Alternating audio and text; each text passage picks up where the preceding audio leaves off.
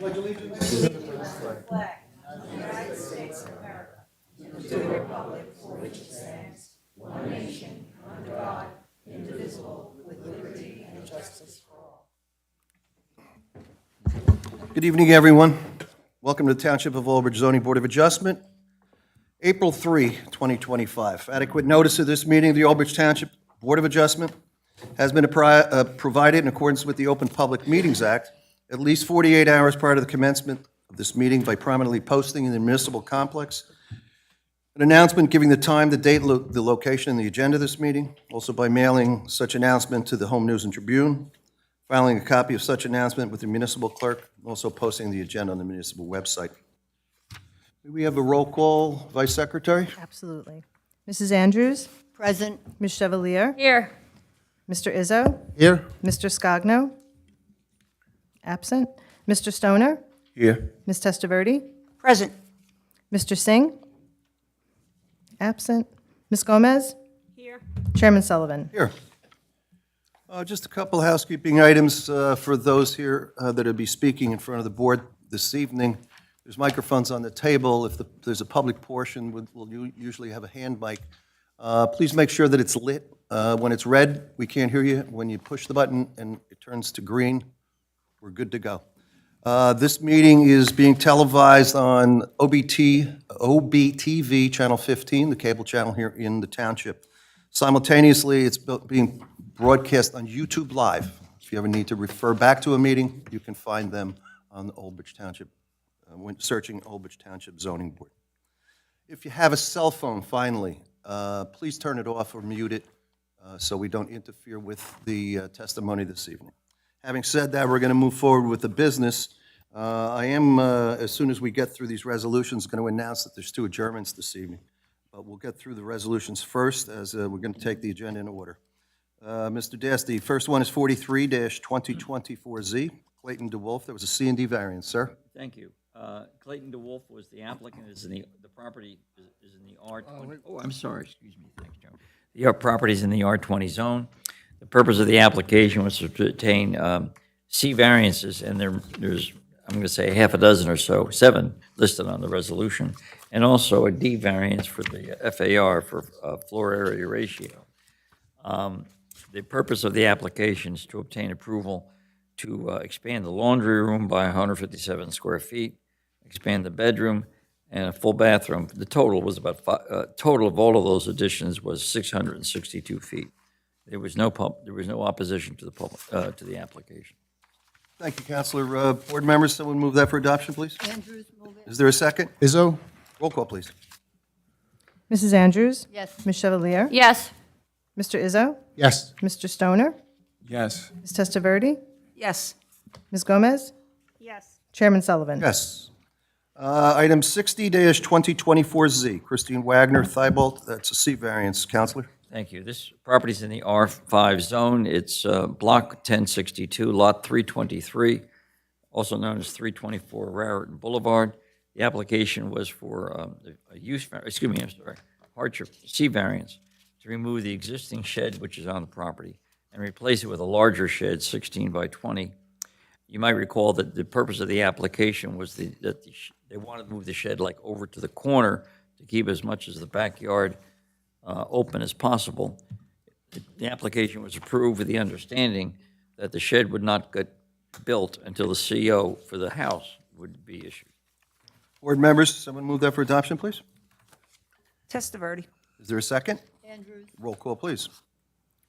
Mrs. Andrews? Yes. Ms. Chevalier? Yes. Mr. Izzo? Yes. Mr. Stoner? Yes. Ms. Testaverde? Yes. Ms. Gomez? Yes. Chairman Sullivan? Yes. 64-2024Z, Paul Mansfield, C variance. Thank you. This Mr. is Desmond. Block 18001, Lot 18, 19 Culver Street. Properties in the R6 medium-high density residential zone. The applicant was asking for approval for a covered front porch, which would measure 10 feet by 32 feet, 32 feet 4 inches, and it'll be about 15.4 feet from the front property line where 25 feet is required. The application was straightforward. There was no public opposition or comment with regard to the application. Thank you, Mr. Dasty. Board members, someone move that for adoption? Izzo? Testaverde. No, Izzo Mr. second. Izzo and Ms. Testaverde was second. Roll call, please. Mrs. Andrews? Yes. Ms. Chevalier? Yes. Mr. Izzo? Yes. Mr. Stoner? Yes. Ms. Testaverde? Yes. Ms. Gomez? Yes. Chairman Sullivan? Yes. 02-2025Z, Frank Zarro, C variance. Mr. Dasty. Thank you. This property is at Block 15513, Lot 602, also known as 23 Holly Street, in the R6 zone. The purpose of the application is to obtain a hardship variance to allow for the construction of a new one-story attached garage with an unfinished attic space, and it would measure 10 feet, 3 inches by 36 feet. And it would violate the combined side yard and the single side yard setbacks. Again, no public opposition. Thank you, Mr. Dasty. Board members, Izzo, move. is there a Yes. second? Andrews, second. Roll call, please. Mrs. Andrews? Yes. Ms. Chevalier? Yes. Mr. Izzo? Yes. Mr. Stoner? Yes. Ms. Testaverde? Yes. Ms. Gomez? Chairman Sullivan? Yes. Mr. Dasty, at this time, I'd ask you to swear in our professionals. Ms. Sawant is here this evening as our planner.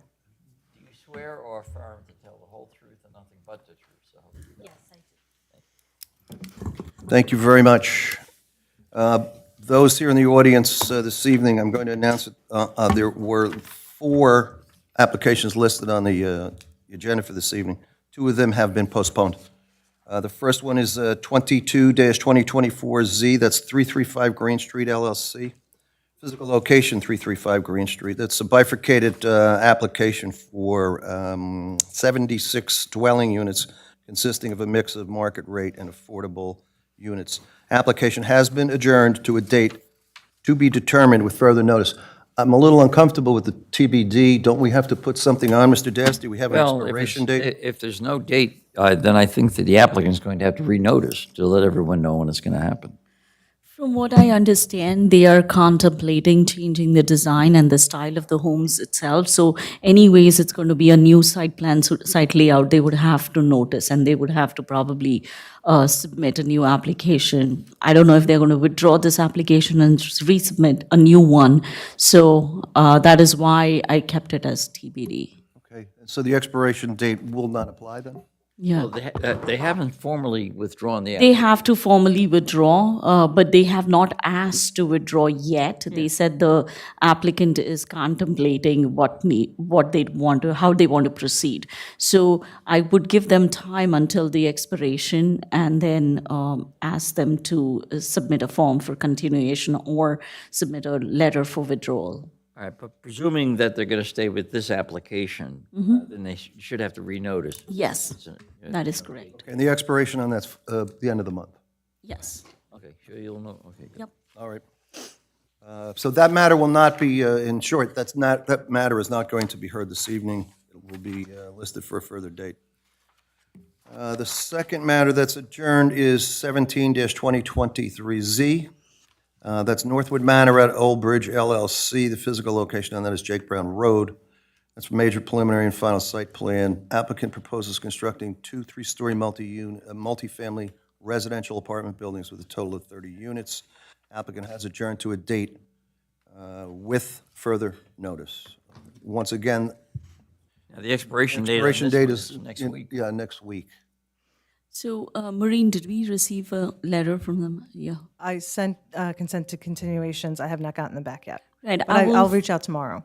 I did follow up with Mr. Alfieri, who's the attorney for this one, so we should have a letter prior to next week. But again, with this application, we had some serious engineering concerns, and they were not ready to come in front of the board. So we did have a technical review meeting. But what do you expect his letter to say? Excuse me, I'm sorry. Does he ask him to withdraw it, or? No. They would just ask for a technical review meeting and ask for an adjournment. They would extend the time period. So unless that happens, I cannot even give a date. Okay. Because the expiration is next week. So we have been following up with the attorney, and he's aware. So if it's going to be adjourned, it's got to be with a renotice, because we don't know. Yes, yes, and he's aware of that. All right, thank you both for that information. Because I gave them time until this meeting to respond, to fill out the form. They haven't, so they have to renotice. All right, so if you're here in the Northwood Manor, that will not be heard this evening as well. Be scheduled for a further date, pending, I guess, the attorneys notifying planning. All right, that leaves us with two this evening. We're going to call the first one in. That is 34-2024Z. It's CCP Outdoor LLC, doing business as Outdoor Media. This is a digital billboard, and the physical location's 7262 Texas Road. It's block 21002, lot 1, major preliminary and final site plan with C&D variance. I see Mr. Clauser in front of me. Let me just say that it says the applicant proposes to modify an existing static billboard to allow for a digital display. Peter Clauser representing the applicant. Sir. Yeah, Mr. Clauser, can we perhaps swear in any witnesses that you're going to have? sure. Well, we're going to have 5 witnesses. Do you want to swear them in all at once? Swear them in all at once, and then they can identify themselves as they come up to testify, if that's okay. So, I see 4 standing, 5 standing now, okay. Do you each and all swear or affirm to tell the whole truth, so help you God? All right, and just when you do come up, give us your full name, spell your last. Thank you. thank you. Again, for the record, our firm, Hiram Pate, Peter Clauser, on behalf of the applicant, this is an existing billboard that's constructed near the intersection. It's really the jug handle of Texas Road and Route 9 near Route 18. It's a billboard that was approved by this board through a piece of litigation back in 2014 to 2016. All of the variance relief that's identified in Ms. Sawant's report was previously approved by the board. It's conditionally, as this board knows, billboards are conditionally permitted uses. You have a series of conditions. There's 2 that we don't comply with. We didn't comply with them then. We don't comply with them now because the billboard's constructed, and they all have to do with the location of the billboard setbacks. And Lorelei will take you through that. The only reason that we're here is because whenever you have a D variance, if you make a change to anything on the site, with very limited exceptions, you have to come back and explain yourself to a zoning board.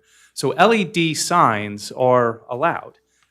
It's taken a long time for us to all get very comfortable with them and where they are, and we've done lots of studies, and there's been lots of testimony. And you might recall a few years ago, I did one all the way on the north end of Route 9, the other end of Old Bridge. So we're hopefully, with the board's consent here, going to bookend the township with those 2 signs. The LED signs, I say, are permitted because you actually specifically have an ordinance that says if you're going to have an LED sign, it has to have a dwell time between messages of 30 seconds. So I bring that up for 2 reasons. One, to tell you the applicant agrees to that. We're not asking for any relief from that. And then also, you like the lights on signs turned off at 11 o'clock at night, and you've treated the LED signs in a similar fashion that they would be turned off at 11 o'clock at night and come back on at 5 o'clock in the morning. I know the last one I did, that was the condition that we reached. So although this is not a lighted sign because it's LED, we've agreed to the same condition that would be turned off at 11 o'clock. So other than that, all of the D3 standards that we missed, the 2 of them, we'll have Lorelei speak to, are not affected by the actual sign itself. So I do have 5 witnesses this evening, and although that may sound like a lot, they're each brief because everybody's got a specialty. We have Lorelei, who's our professional engineer. She'll talk to you about the site. We have Chris Bertoli, who is a representative of your applicant. There's a couple of operation questions I want to make sure we get on the record. Then we have John Tobias, that's our lighting fella. He's a professional engineer as well, because we have to talk about ambient light. And then we have Mr. Shropshire, who's going to talk about traffic, the traveling roadway. We have to get that on the record. And then lastly, we have Tiffany, who's our professional planner, to provide that testimony for the board. So if I could, I'll start with Lorelei, who's now been sworn. Just ask her to remind the board that she's a professional engineer. Her qualifications are still good. And then Lorelei, if you could just identify the property for the board and the existing sign that's out there. Yes, Lorelei Totten, T as in Tom, O-T-T-E-N, with Crest Engineering. Sorry, give it to me. Spell your last name again, Laura. T as in Tom, O-T-T-E-N as in Nancy, Thank you. with Crest. We're located in Millstone Township, New Jersey. where I've been a principal for way too many years, but I've been there for 31 at least, and my engineering license is in good stand since 1983. Ms. Totten has appeared before this board many times, and I'm sure many various boards around the state. I thank you for doing that for a newer member of the board that we have, as well as those at home when they tune in and they say, well, who is this person? What are they talking about? So thank you. You're a professional engineer. We accept your expertise. Thank you very In much. fact, we saw each other in Robbinsville, I think, a month or two ago, right? Yes. That's right. We're following each other around, the professionals, I believe. Yeah, I know.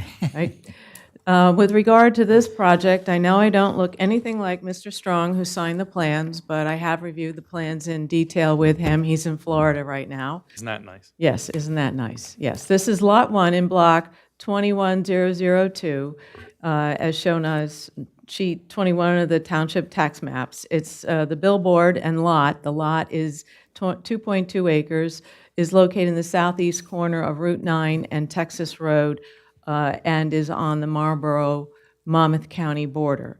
All I really wanted to talk to you about, this is in the Office General 1 zone. There are two conditions of the conditional permitted use for billboards with which this billboard does not comply and did not comply with previously, to which you had previously granted the variance. One is that the billboard it is 45 feet high, does not exceed that. However, the distance from the side yard must be the height plus 2 feet for every 1 foot of excess height. So it needs to be 55 feet off the side yard where it is only 10 feet. And that 10 feet does comply with one of the other requirements in this conditional use list, which says it must be no less than 10 feet and no more than 100 feet from the right-of-way line, and it is just exactly 10 feet from the right-of-way line. So it meets that condition. The other condition it does not meet is that the billboard is supposed to be a minimum of 15 feet from a parking lot, and it's actually in the parking lot. And the location has not changed. The circumstances regarding the parking lot, the parking around it, the parking aisles has not changed. And I think that's my part of the testimony. And Lorelei, just to state the obvious, the sign is there, it's fully constructed, and it's operational. Yes, that is correct. And it has been for a number of years. Yes, yes. There's not a lot of complicated engineering. Ms. Lorelei is available if you have any questions. Otherwise, I can move on to Chris. Ms. Sawant? I don't have any questions, just a thought.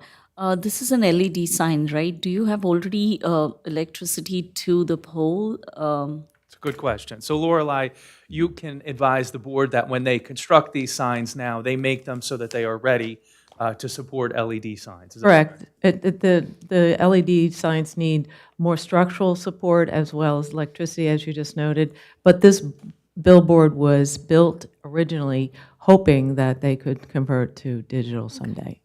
Okay, that's all. For the flexibility. Thank you. Ms. Totten, for the record, is this in any way changing in height, in dimension, in location? No, it is not. So it's already built and it's there? Yes, it is. Thank you. You're welcome. Yeah, they pull the faces off and put the LED faces on. I understand. Thank you. Chris, if you could, Let me see, Oh, I'm does sorry, anybody Mr. else have a Chair. question on the board? No? I apologize. My mistake. Chris, I'm here if something else comes up. Chris, if you could join me. Oh, there we go. So would you give us your full name and spell your last, please? Chris Bartoli, B as in boy, A-R, T as in Tom, O-L-I. Just share with the board, you're not an expert witness, you're a lay witness, you're a fact witness. If you could just share with the board, what's your relationship to the applicant? I've been with Premier for 11 years, various roles, operations, sales, currently as the Director of Real Estate and Development. Yeah, thank you. So you're familiar with the operation of these signs and LED signs? Yeah. Okay. And you're familiar with the sale of advertising time and how they're projected onto these signs? Yes. Okay. I made a couple of statements earlier on but we need you to affirm them, that you're agreeable to utilizing the 30-second dwell time, which is part of the township's ordinance. Yes, And you're also agreeable that the sign would be turned off between 11 and 5 p.m. yes. Okay. And then there's often a question that comes from the board, and I'll just preempt it. Should the town or the state or even the federal government need to utilize the sign for an emergency statement or something like that, you have no problem with that. Correct. So then how do the messages get to the sign? We have someone in the office internally who is in charge of the scheduling, and nothing can get on the board without him approving it. So it goes through our system. And they're sent via cellular signal to the sign.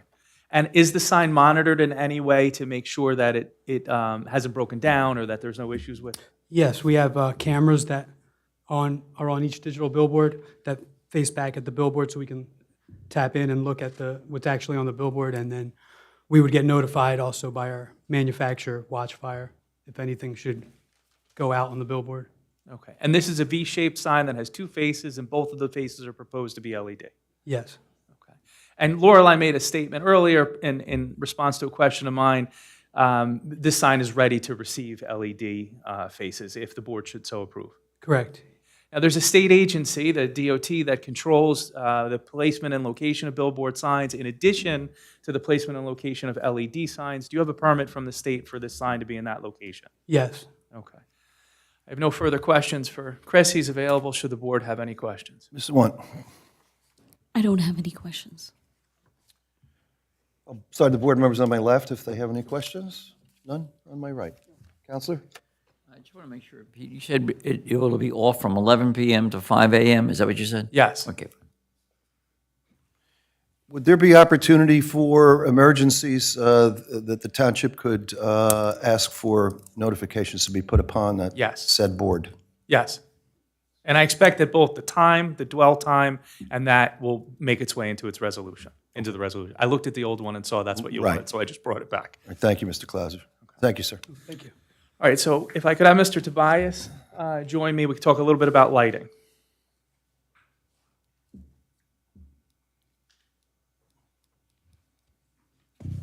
Mr. Tobias, you were previously sworn, so if you could just share with the board a little bit about your credentials and your license. Sure. Good evening. I'm a licensed professional Give me your engineer. full First name. name, sir. What's that? Your first name? and Oh, last name. John, and that's Tobias, Tobias. Thank you, sir. Right. I'm a licensed professional engineer in the state of New Jersey. I have the doctoral degree in electrical engineering, and my research work involved light and electromagnetic radiation in general. And I've consulted as an engineer in a variety of fields for about 25 years now, although worked as an engineer for, I think, 33 years. Tobias, you've been accepted by other boards as an expert in your field? I have here back in 14, last time I testified, among We'll other accept you again. places. Thank you, I appreciate it. So you know what the burning questions are with regard to ambient light and the lighting and the billboards and how they work. If you could just share that testimony with the board, please. Sure, by all means. Many times the concern of any one of these LED billboards is the contribution to the ambient lighting. So, and generally categorized also glare, right?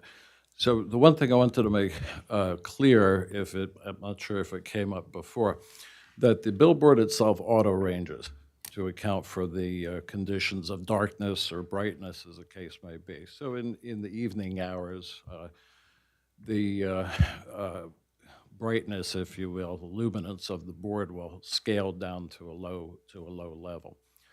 One of the questions I remember in the board correspondence was comparisons to other things, right? So in actuality, its actual contribution to the ambient lighting in the surroundings is not any greater, and it depends to some degree on the ad, right? So ads with more white composition tend to be a little brighter. Ones with more dark composition will be less bright, of course. But all things being equal, the contribution between that and what I call an illuminated or static board, where you have just a light pointing at the board, a reflective board, if you will, it's comparable at, distances of a few hundred feet or even closer in. So, yeah, maybe pull it a have- little closer to you. So, just like all of our cell phones that have an auto dimming feature, as it starts to get a little bit darker, the light comes down a little bit, and as it gets brighter during the day, the light comes up a little bit. That's precisely correct. And it's all measured by sensors, photo sensors, and on the LED signs. Well, that's exactly right. So it auto ranges. So during the day, of course, it'll be at its brightest. Otherwise, that's like if you try to look at your phone in sunlight, right? If it's not very bright, you won't see it. And then I think the watchfire sign has 100 steps. There might be a little bit less, but it basically auto ranges to account for periods of darkness or limited visibility. Thank you, Mr. Tobias. I don't have any further questions. Mr. Chair, he's available to the board. Would Mr. Tobias address on the review 2B on page 5 of 6? What did I miss, Mr. Chair? Applicants should provide testimony about the digital light board's ambient lighting and glare to nearby buildings and streets. Additionally, applicants should compare lighting intensity of the proposed billboard to that of the other billboards in the area. That's what I attempted to do with the auto, it sort of matches the exterior light. That was the testimony in response to that And the point. glare to the other buildings? I'd be happy to address it. So glare is defined as a discomfort in the visual field. So what I usually do is use a prop. This is glare, right? That's very different than, if I may, I have a sample advertisement. So what you would be viewing is something more like that, as opposed to what, sorry about shining the light in your eyes, but I'm just making a point. In fact, at that site, I went by earlier in the day today, and the one light that's on the building that kind of shines, that has far more glare than the sign ever will. There's a security light or something like that. So with the auto ranging, certainly at night, the glare will be, well, there won't be any glare. Thank you. Mr. Watt, I have no questions for this witness. board members on my left? On my right? Thank you, Mr. Tobias. Thank you. Have a It good wasn't a evening. setup. I didn't know you were going to do that. You didn't tell me that either. We're going to talk about that in the hall. Is someone talking? Is someone talking? I probably did it back in 14, so. I believe you did. This is a. I was sitting here. This is a standard prop of mine. You used to be on the other end of that Yeah, flashlight. yeah. Have a good evening. Thank you, Mr. Tobias. Mr. Clauser? Shropshire, if you could join me.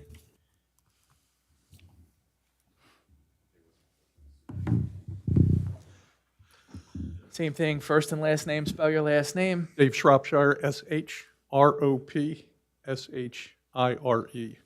And you were also a professional engineer. If you could talk to the board a little bit about that. A professional engineer, professional planner, specializing in traffic engineering and transportation planning.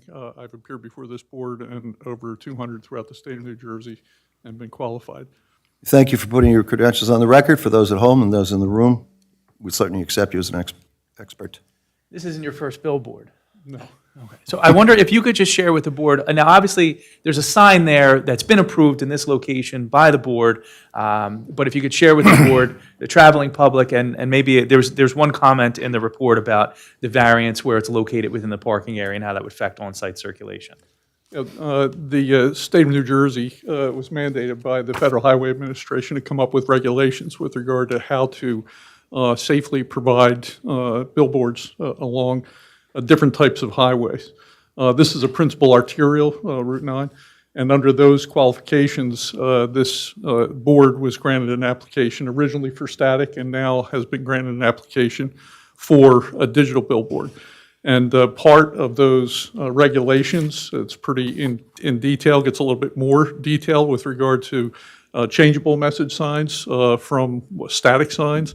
But I think the one thing that is relevant in the permitting process is that NJDOT would permit a billboard to be 300 feet, a digital billboard to be 300 feet from another static billboard.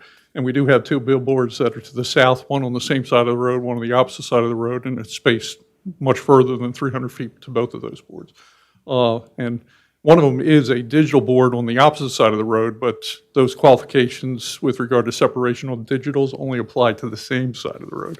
So with all of that said, I know there's regulations in the township with regard to spacing. According to NJDOT and the purpose of the regulation that they drew up, this is a safe location for the proposed digital as it was for the static. With regard to the specific comment with regard to the location of the pole on the site and on-site circulation, I think there was a concern with regard to is it interfering with parking, the drive aisle, site distances. I was out at the site today to take a look exactly what the situation is. The pole's located in a graveled area that looks like it's for overflow parking. It's not on the main access circulation aisle for the commercial businesses that are on site. It's also not impeding the site distances. It's basically the site distance on the ramp that's coming off of northbound Route 9, and it would be the site distance as you're looking to your left. It doesn't interfere with that site distance. So I think even though it doesn't meet with the 15-foot requirement, everything is safe today with the existing static billboard. It will not change with the digital billboard. And you heard us mention that there's a 30-second dwell time. Are you familiar in the industry at all as to whether that's a longer dwell time or a shorter dwell time? It's a much longer dwell time. NJDOT came up with an 8-second regulation, and based on some of the research that I've done, there's some jurisdictions that would allow down to 6 seconds and still have a safe transition.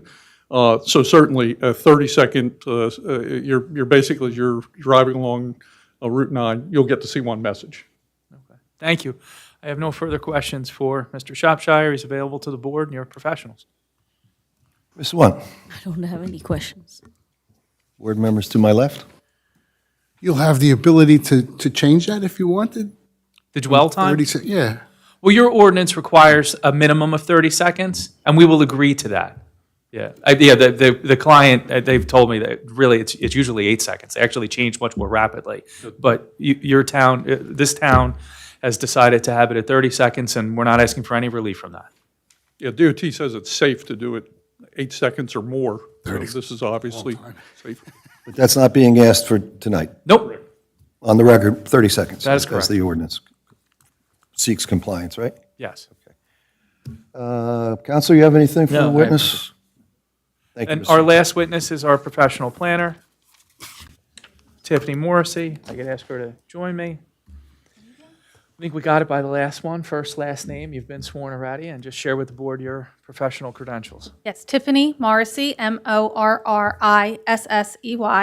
I'm a licensed professional planner as well as a member of the American Institute of Certified Planners, practicing for over 20 years and have appeared before over 160 boards throughout New Jersey. That's good by me. Well, we're going to accept your, have you testified before this board? I have not, so this will add to Okay. my list. Thank you for appearing tonight. Thank you. We accept your expertise. Ms. Marcy, Robbinsville also, right? Not recently, no. Our paths But crossed somewhere. I'm not- Little Egg, maybe? That's right. Little Egg, I think? Maybe, yeah.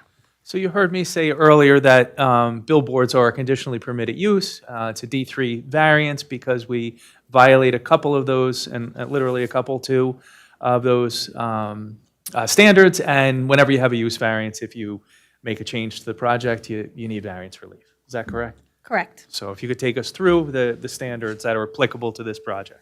Okay, so what we're proposing is we have this existing billboard that was approved by this board with the same standards that exist today, existed at that time. The only change here is because we're adding the digital component. So under your ordinance, you have standards for billboards, and they're permitted as a conditional use in the general office zones, which this is located in the OG1 office general zone. So this is a permitted conditional use. We are changing the face of the sign, kind of like you change the face of a static sign, because static billboards, their sign faces do change, just not within minutes or seconds, but several weeks. So we're changing the face of the sign to a digital face. And there are 3 conditions of the conditional use. I think it's 3, actually, not 2. I think it's 2. I went over that with the board's professional planner, and item, the first One, with regard to the 10-foot, we actually do comply with that. Item B1, we do comply. We comply with that It's one. just a typo. Yes, but we don't meet the setback of the 55 feet, which is what the engineer testified to. We have a 10-foot setback because we're at the height of 45 feet. We would need that 55-foot to the side, and we have 10 feet.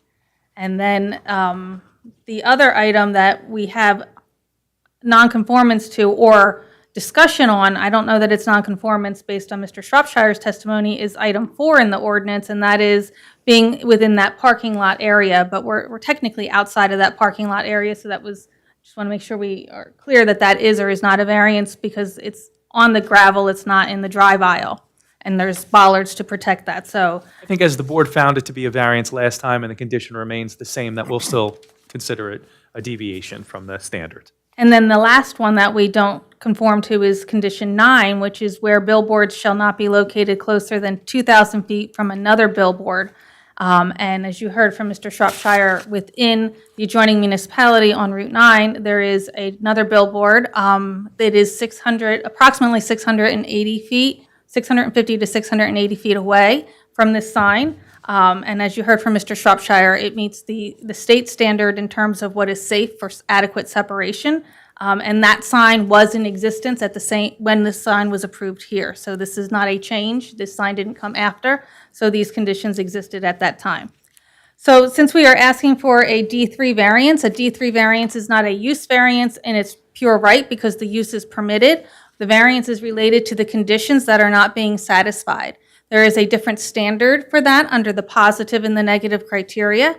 Under that scenario, we have to demonstrate that the site can accommodate the use as it was otherwise intended, despite the fact that we're not meeting those 3 conditions, and focus on the difference in the potential impacts from not meeting those 2 conditions in the ordinance.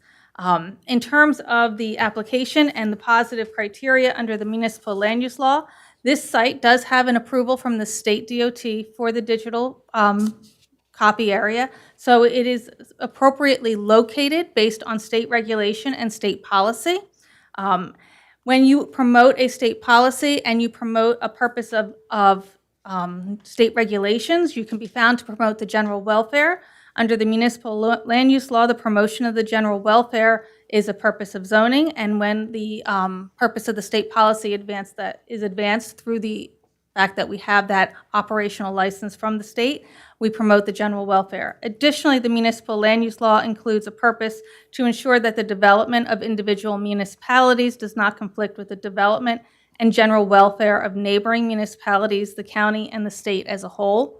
Again, because we're able to comport with the New Jersey Roadside Control Act and have that license issued and meet those conditions, and all aspects of this sign as they are existing and proposed will meet those conditions, we're not creating a conflict with state regulation, and we're not creating conflicts in the local area in terms of how this site will continue to operate with the existing sign. And lastly, this site continues to provide sufficient space in an appropriate location for a variety of uses.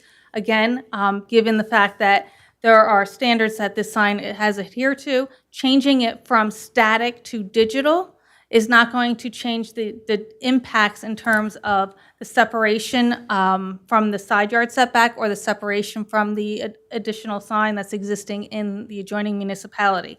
So when you look at those 2 conditions, when we go from static to digital, we're not going to create any conflict in the state regulations. We have that permit to allow for that approval for the digital, so it's not conflicting with those state regulations.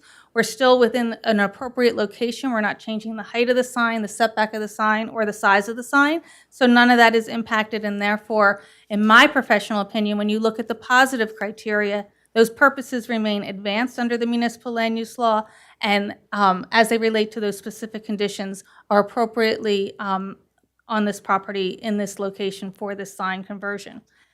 In terms of the negative criteria, if you grant this variance, will there be a substantial impairment to your zoning ordinance, to your master plan, or a substantial detriment to the public good? I did look at your master plan. It was last re-examined in 2022.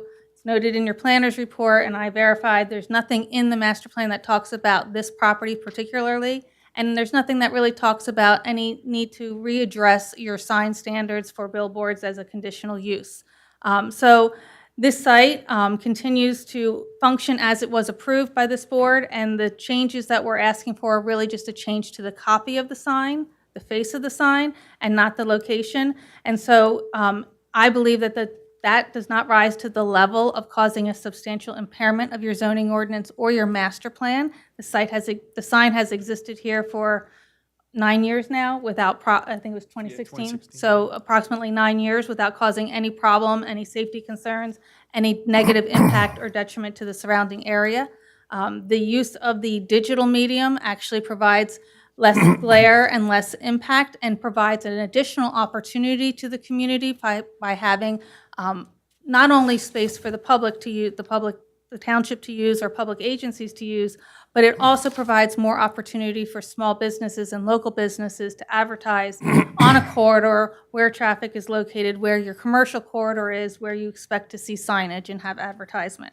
And with the testimony from Mr. Shropshire and Mr. Tobias, both regarding the traffic safety and the lighting, I believe that the impacts from this change are not so substantial as to cause a substantial detriment to the public good. So in balance, the positive criteria would substantially outweigh the detriment when you're focusing on those conditions specifically, and there will be no substantial detriment from this application. Thank you.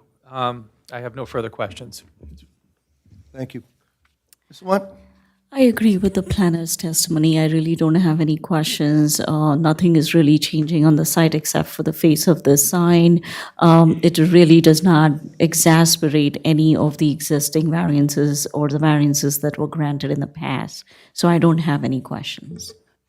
Mr. Want, do you feel as, when you authored this and you came to a conclusion, you have no objection for us to act upon it, as long as they've satisfactorily addressed all the comments in the memorandum? Do you think they've done so? Yes. Thank you. I'm going to, oh, sure. I'm going to see if there's any questions from the board. On my left? No. On my right? Once again, this board isn't changing in any way except the way it operates in its advertisement. Correct. The face will come down, a new one will go up. It'll be the same size in the same location. Thank you. Thank you, for your Mr. Chair. testimony. I have no further witnesses, so I would ask if the board has any further questions of me, but I would ask if you would open up to the public. Sure, I'm going to do that right now, Mr. Clauser. This is matter 34-2024Z. The physical location is, it's the corner of, Texas Road and Route 9 on the northbound side. It's for a billboard that's presently and has been existing since 2014? Approved in 2016. 16. They want to change it from static to LED. Anyone here in the courtroom this evening wants to be heard, please raise your hand or stand. This will be the only opportunity for any public comment. If you have any, please raise your hand now. I see none. I'm going to close the public portion. Final comments, sir? Thank you, Mr. Chair. It's an existing sign. We're changing the face. We've modernized our understanding of billboards. I've been doing this for a long time. I think we've gotten comfortable with the idea of having these LED boards. You all see them on Route 9. They work just fine. So I would ask if the board would please grant the application. Sure. I'm going to make sure that the board doesn't have any questions that Anything are else? lingering from any of the witnesses. And I'll start. Ms. Gomez, any? No. Mr. Stoner? No. Mr. Rizzo? No. Vice Chair? Ms. Testaverde? No. Ms. Andrews? No. Okay. We have none. I have no comments. You're going to call for a vote? I would please ask for you to vote. My board, this would be a D3 for its permitted conditional use for approval.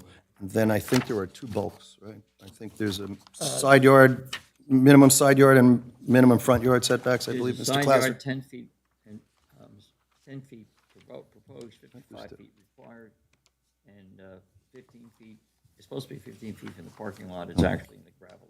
If I could make a Front suggestion, yard setback. it might just be best to reference, we agree with the variance relief identified in Ms. Sawant's report. And I think we can get that in the resolution just by taking it out of her report. That's great. So we'll talk to the D3 first. Someone interested in moving this for approval? Testaverde. Is there a second? Izzo? Huh? You lost this time. Good, good. Andrews got that.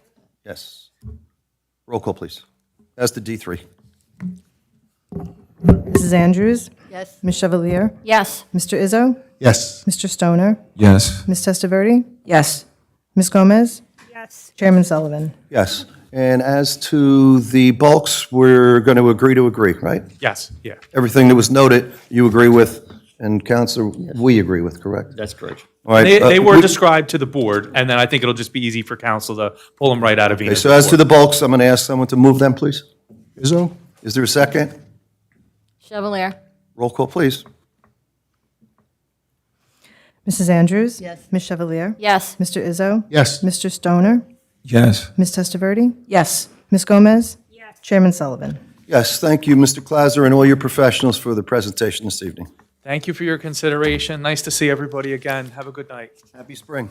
Yeah? Oh, looking forward to it. Okay. Keep your jacket handy. Okay. Angela, are you staying on, or? You are. Do you need a quick break? Okay. I'm going to call the other matter as soon as they clear out, then, all right?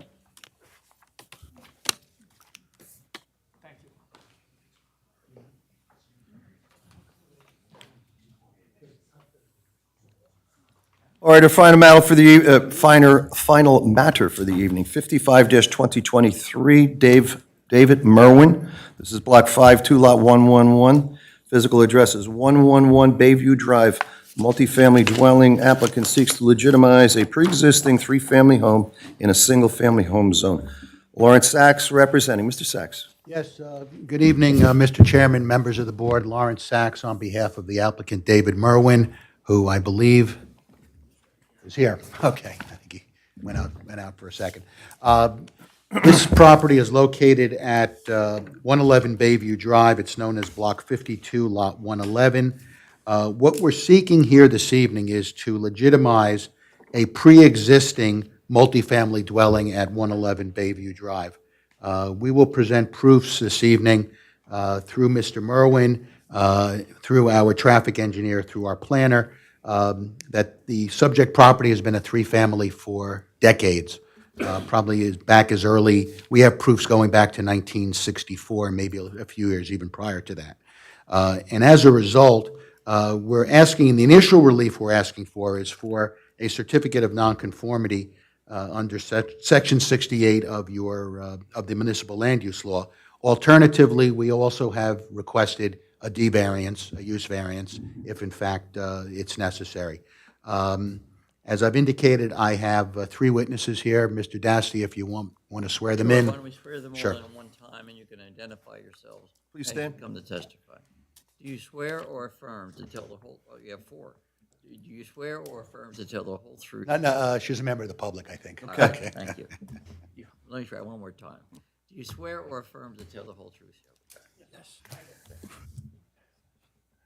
Okay, so Mr. Chairman, my first witness is David Merwin, who is the owner of the property.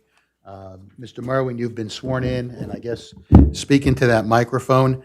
And you are the owner of 111 Bayview Drive, is that correct? Yes. Okay. Is this And- on? Yeah, I think that's on, okay. Now, you're very familiar with this particular neighborhood, is that correct? Yes, sir. How so? I was born and raised in the neighborhood.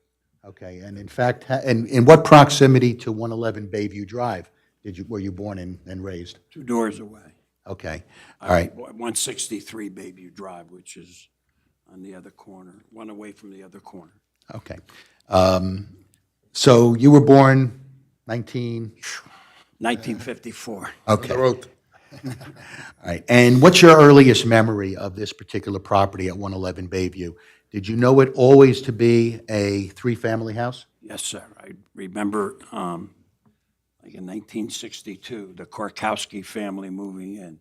Why do I remember the Korkowski family? Because I played Little League ball, and their daughter was a cheerleader on the Little League team, and their son pitched for the Little League team. Okay. So it was nice, because there was 5 boys in my family at that time. And their family. All right. And it was a three-family house, occupied as a three-family? Three-family house. I recall several of the occupants that lived there. Okay. One being Carl Hood, and the other one being a Bill Knutson, who, when he came back from Vietnam in the early 60s, resided there. Okay. All right. I'm going to, Mr. Chairman, I have a number of documents which I'll hand out. fact, I have more than sufficient copies. Thanks, we'll pass them around, Counselor.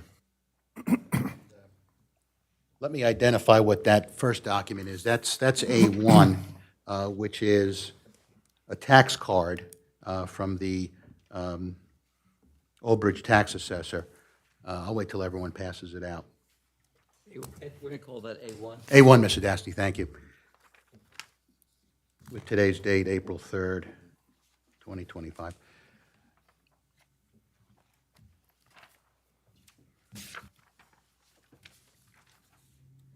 Everyone has one now. Okay. So, Mr. Merwin, we've passed out A1, which is, and I'll identify it, it's a tax card for 111 Bayview Drive. It's indicated as Block 52, Lot 111. There's a circle here where it says 3F. What is your understanding as to that 3F? Three-family. Okay. So as far as the Old Bridge tax assessor has determined, this property is taxed as a three-family. It is taxed and it's paid as a three-family. Okay. All right. Let me pass out A2.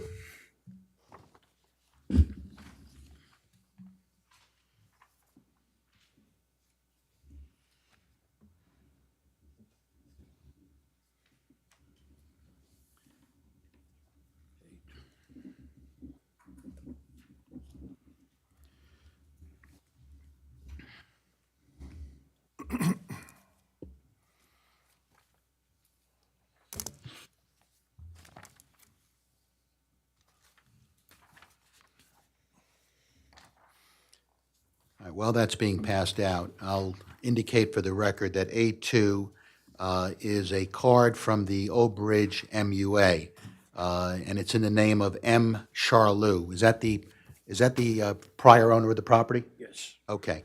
And on this particular OBMUA card, it's got a number of dates here, starting September 24th, 97, going up through June 14th of 01. And it's got some initials and some other indexes, but I guess the significance of this particular document is, again, I've circled here, what's the indication as to, as far as the OBMUA is concerned, what they've classified this property as? They classify it as a three-family, and they bill me as a three-family. Okay.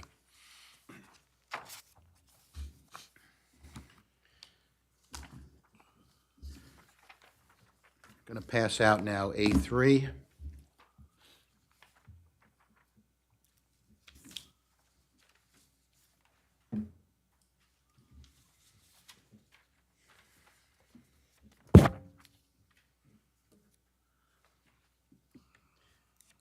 And I'll indicate that A3 is another document from the Old Bridge MUA. And while that's being passed out, again, Mr. Merwin, we've circled the number of units that are listed on this OBMUA ledger card. And again, what's the number of units for sewer and water that are being serviced for this property by the OBMUA? 3. Okay. All right, now, you did a little digging here in order to satisfy some of the proofs here, so I'm going to pass out what I would consider a very interesting document, and I'm amazed that you were able to get your hands on it, but let me pass that out. This will be A4.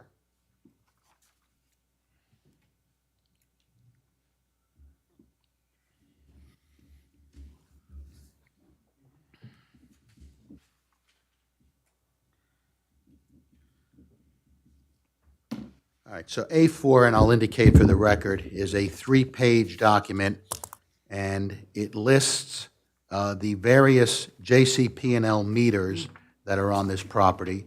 I've circled, it's kind of difficult to read it, but the first page has meter 725, the second page has meter 726, and the third page has meter 727.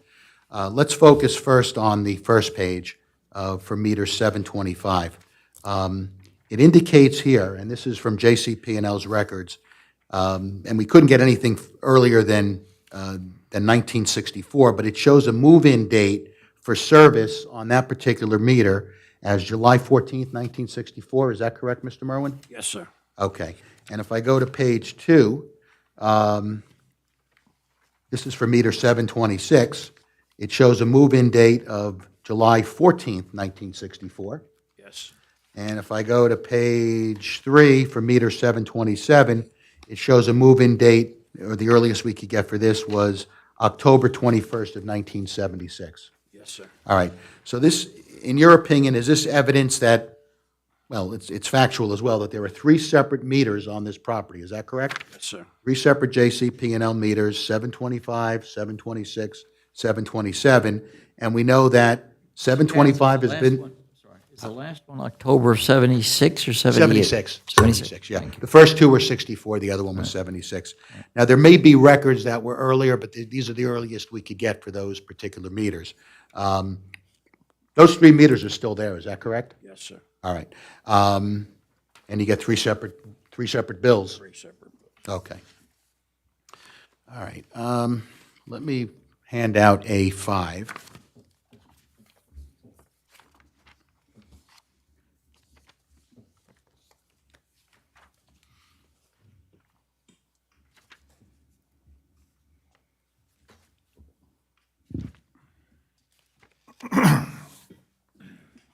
All right.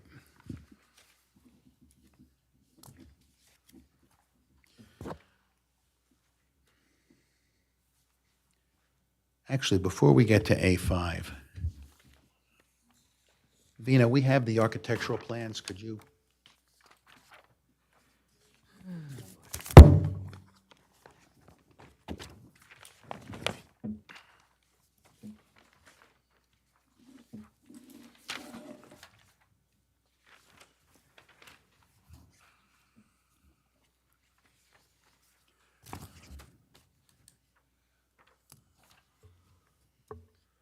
There we go. Okay, thank you.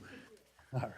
All right, so, Mr. Merwin, I'm showing you the architectural plans that were submitted as part of the application by JDR Consultants.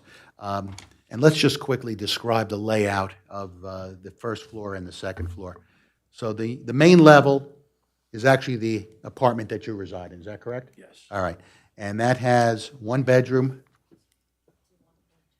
That's okay, I think we can. Everyone can, yeah, I mean, I don't think it's necessary. Thanks, Vina.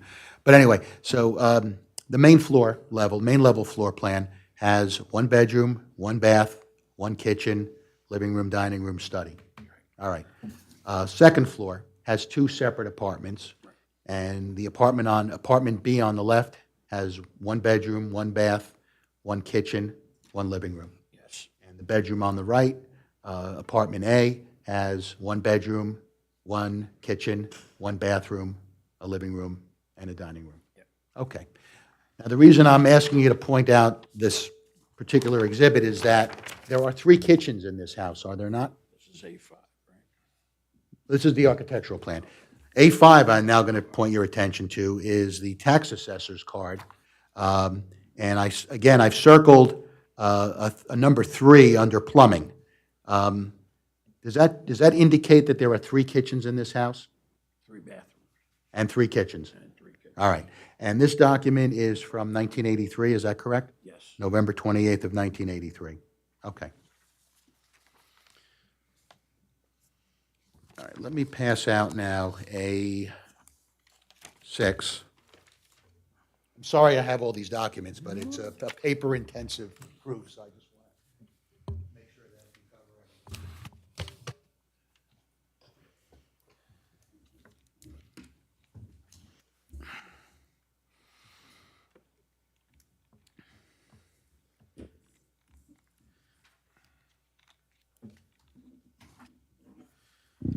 All right, I believe this might be one of the more compelling documents that you're going to see this evening.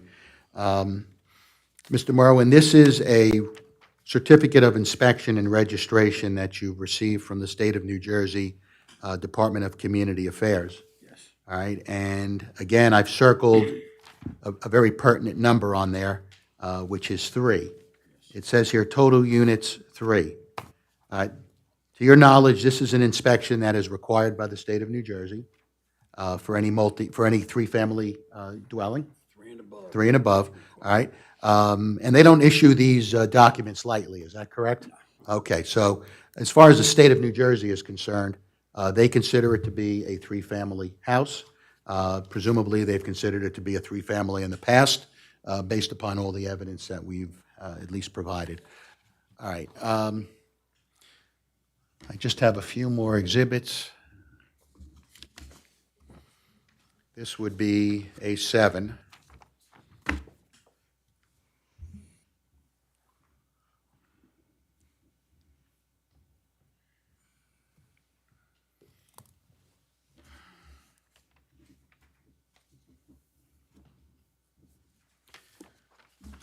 All right, A7 is a photograph that I believe you took, which shows three separate electric panels in the basement? Yes, sir. All right, and that is consistent with the JCP&L records of having three electric service meters in this house, is that correct? Yes. Okay.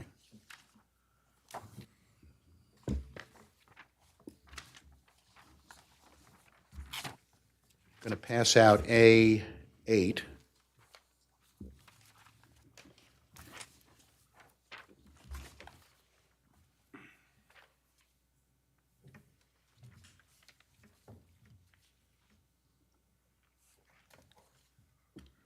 And I apologize for the clarity of that document. The one I have is actually much clearer. But what it shows, Mr. Merwin, again, I need you to identify this document. This shows three heating elements leading into these particular units. Is that correct? Three zone valves. All right. Leading to each individual. Okay. 3 what, sir? I couldn't hear you. Zone valve. Zone valves.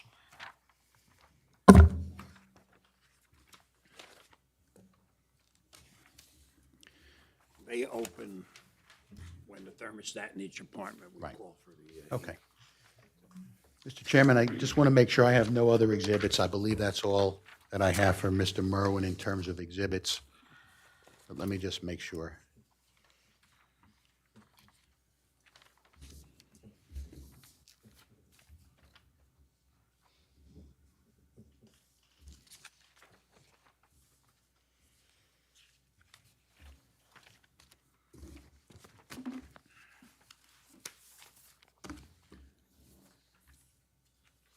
Mr. Merwin, the two units upstairs are not being occupied presently, is that correct? That's correct. Okay.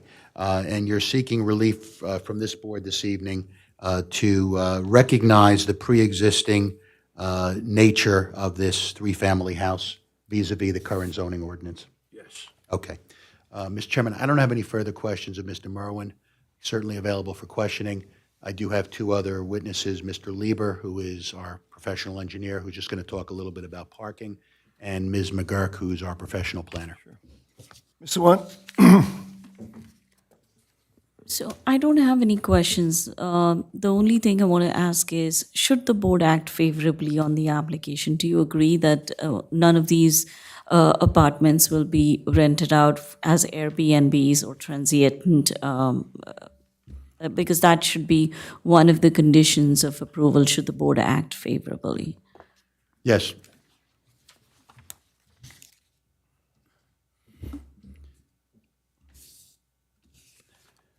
I'll go to my left for Mr. Merwin.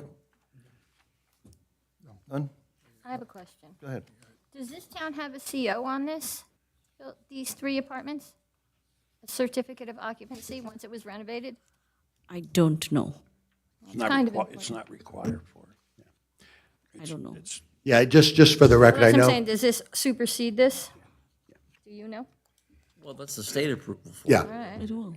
Yeah, actually, we need one. the answer to that question, Ms. Chevalier, the state, on anything three-family and above, the state has the jurisdiction on that. Okay, that's what I'm That's it, yeah. curious about. And they call it they'll call it a green card. You've heard that?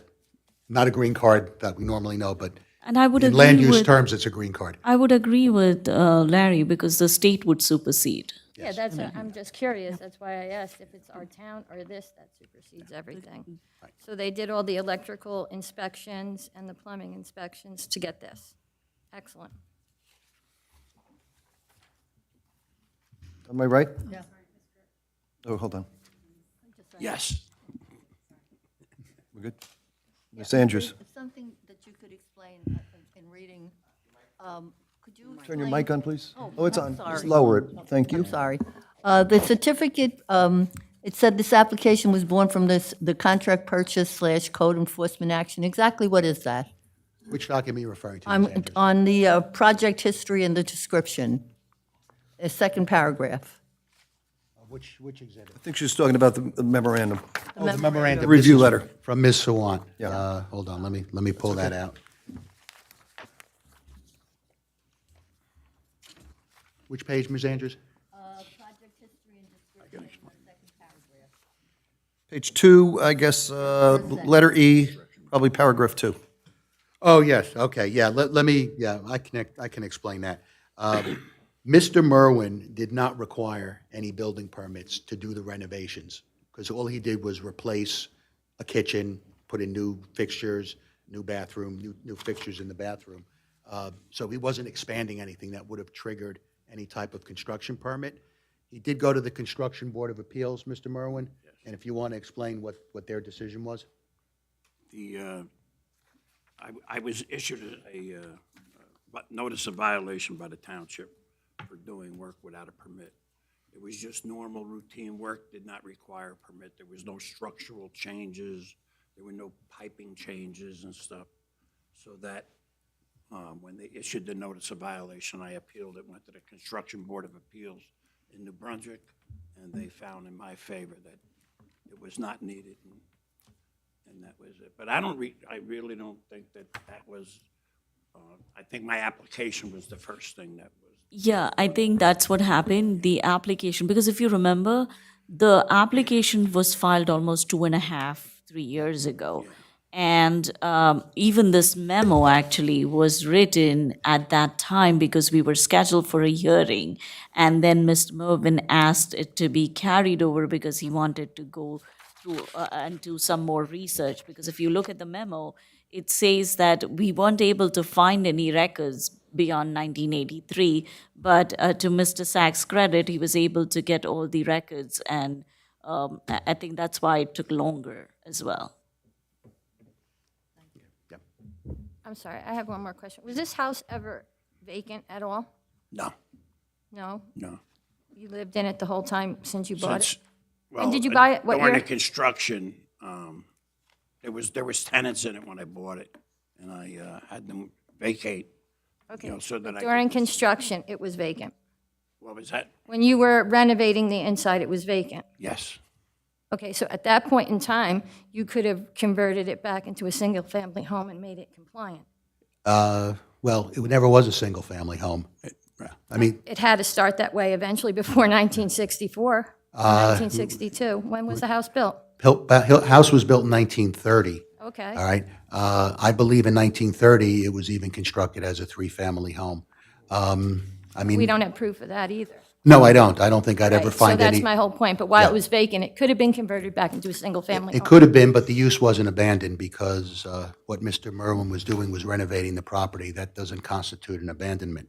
I wasn't going that way, but what I'm Okay. saying, it was vacant and it could have been changed back. Oh, sure, it could have been, it Single also family. could have been So- demolished and utilized as open space, if anybody wanted to do that as well. But in terms of an abandonment, and that's a legal theory, the use was never abandoned. It has never been abandoned. And if you go back, and my planner will talk about it because the proofs that I've submitted, and you'll obviously have to evaluate them, predate your zoning ordinance. So that's why we're seeking the certificate of nonconformity. But yes, to answer your question, sure. While it was being renovated, yes, it could have been converted to any use. Right, But the use was not abandoned, and that's a legal term. I'm sure your attorney would And instruct you on. I'm well aware of what that means too. Okay. That's why I was already asking my Sure. professional. But my point being, then it would have been confirming, we wouldn't have needed any variances or to even be before this board. Correct. We wouldn't be in front. I always knew it as a three-family. Yeah, exactly. We will provide testimony from other individuals other than Mr. Merwin as to their understanding as to this three-family history. Okay, Thank you. I'll wait. Can I ask? Sure, go ahead. On your document A1, Yes. you have it dated November 9th, 2017. That's the soonest that you could get for what this document shows? The tax? No, I'm not sure what that date means. This is just a tax bill showing taxes for 2021, 2023, 2022. All right. Yeah, I don't know what that date of November 9th, 2017 actually. On your document A2, Yep. where it has 2020, the very top one, next to that is a column that says remarks. Do we have any idea what the remarks were? A2 is the bill from, or is the ledger from the OBMUA? Is that what you're referring to? Is this OBM? Yeah. Yes. Yes. I don't see where do you see remarks, Mr. Rizzo? I don't. On all your columns, date Oh, red, oh, index, yeah. remarks? I have no idea what those mean. You don't know what Yeah, that means? Yeah, I don't know what that means. Yeah. And on A3, document A3, we have, in a drop-down list, it says a change on April 15, 2016. Do we know what was changed? No. Not sure what was changed. On, Where do you see that? I'm sorry. Yeah. Oh, change, 4/15/16. on document A5, if I can? Yep. The number of stories, top left, residential description. Number of stories, it's Xed out. And there's a lot of handwritten numbers instead of it being printed numbers. Why, how come that doesn't say number of stories? That I can't answer for you. That's a document that was prepared by your tax assessor. I don't know what the handwritten notations are. Presumably, they may have been measurements, I'm not sure, square footage measurements. But number of stories No, we was didn't- no, something. There was and no additional story added to the property, if that's what you're alluding to. It's saying residential description, residence class, number of stories, and it's crossed out. Yeah. I'm just wondering why it's crossed out. I can't answer that. This is a document going back to 1983. It's 42 years old, so I wish I could give you an answer, Mr. Rizzo, but I don't. All right. Yeah.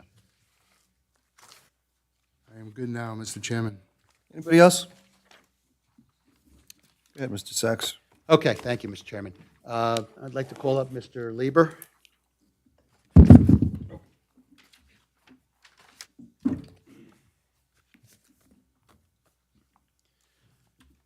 Mr. Lieber, I think you've been previously sworn, but why don't you give the board the benefit of your professional qualifications and background? Give us your full name, spell your last. Yeah, hi, it's, good evening. Mark, M-A-R-C, Lieber, L-E-B-E-R. I'm over at East Point Engineering in Marlboro. All right, Mr. Lieber, if you could give the board the benefit of your educational background and professional qualifications and licensing? Sure. Graduated with a Bachelor of Science degree in Civil Engineering from Drexel University. I completed the part-time MBA program at Rutgers Graduate School and was licensed in 2003 as an engineer. In 2005, I passed the New Jersey planning exam, and in 2006, I was able to complete the New Jersey Certified Municipal Engineering Certificate Program.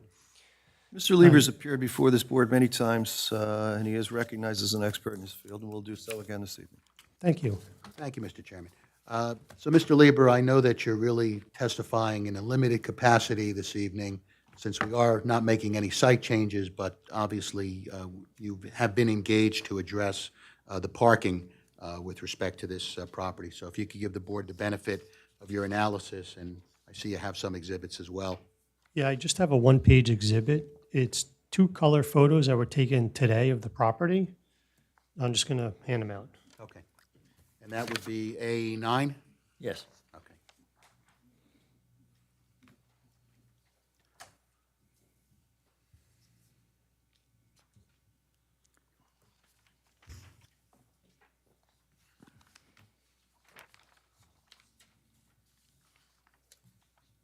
Okay, Mr. Lieber, while A9 is being passed, if you can briefly describe what these 2 photographs depict, when they were taken, I think you said today. Yeah. Thank you. So the house is on the corner of McKinley. McKinley Street, although it is a two-way street, it's a little narrow, but it's typical of the streets in this neighborhood. Obviously, the main road is Bayview, which is shown in the bottom photo. So this building has two frontages. It's corner lot. And you might have heard earlier, the lot's about 80 feet in depth. That 80 feet is along McKinley, and the width of approximately 35 is along Bayview. I had looked at the documents that govern parking for different types of uses, and I had written a letter to the board, which was dated September 8th, updated on September 20th of 2023, that based upon the IT parking generation manual for a lower mid-rise apartment, there was no other similar use. It's not a single-family dwelling, and it's not a duplex dwelling, so the next category would be an apartment building, and a low-rise apartment building is 4 stories or less. And I found that for the generation of 3 units, 1 bedroom each, they calculate 1.4 parking spaces per unit, which results in a total demand of 4.2 spaces for the property. 4.2 would just be rounded down to 4.0. And the reason Don't you have to round up? they usually don't round up if it's 0.2 or less than 0.5 is rounded down. Doesn't the manual say that you have to round up, the ITE manual?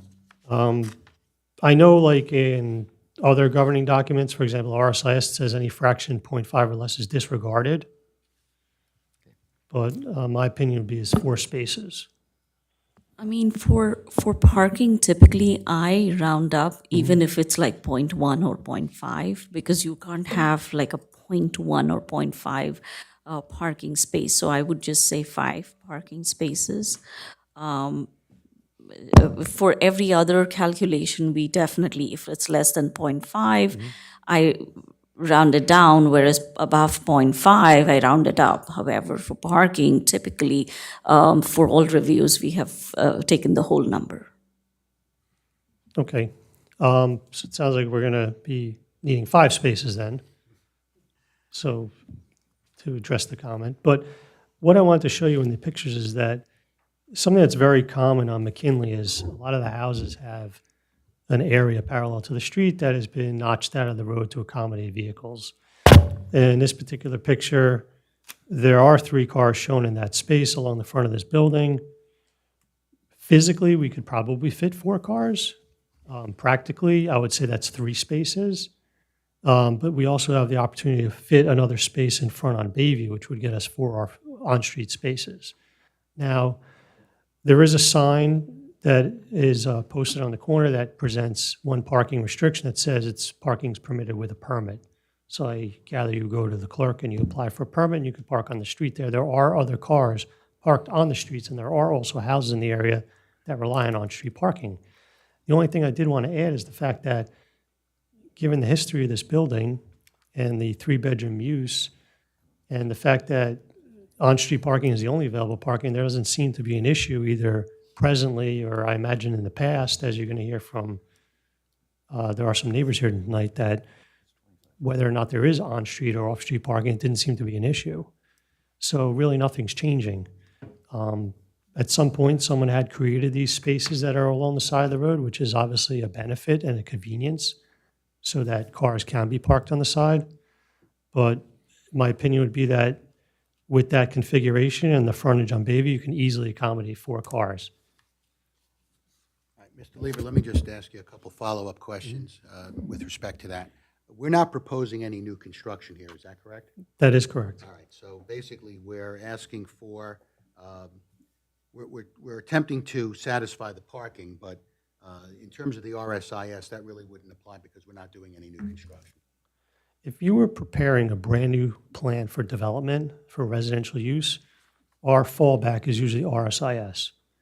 But I also rely on the ITE parking generation manual, which is a governing document when it comes to calculating parking for different uses.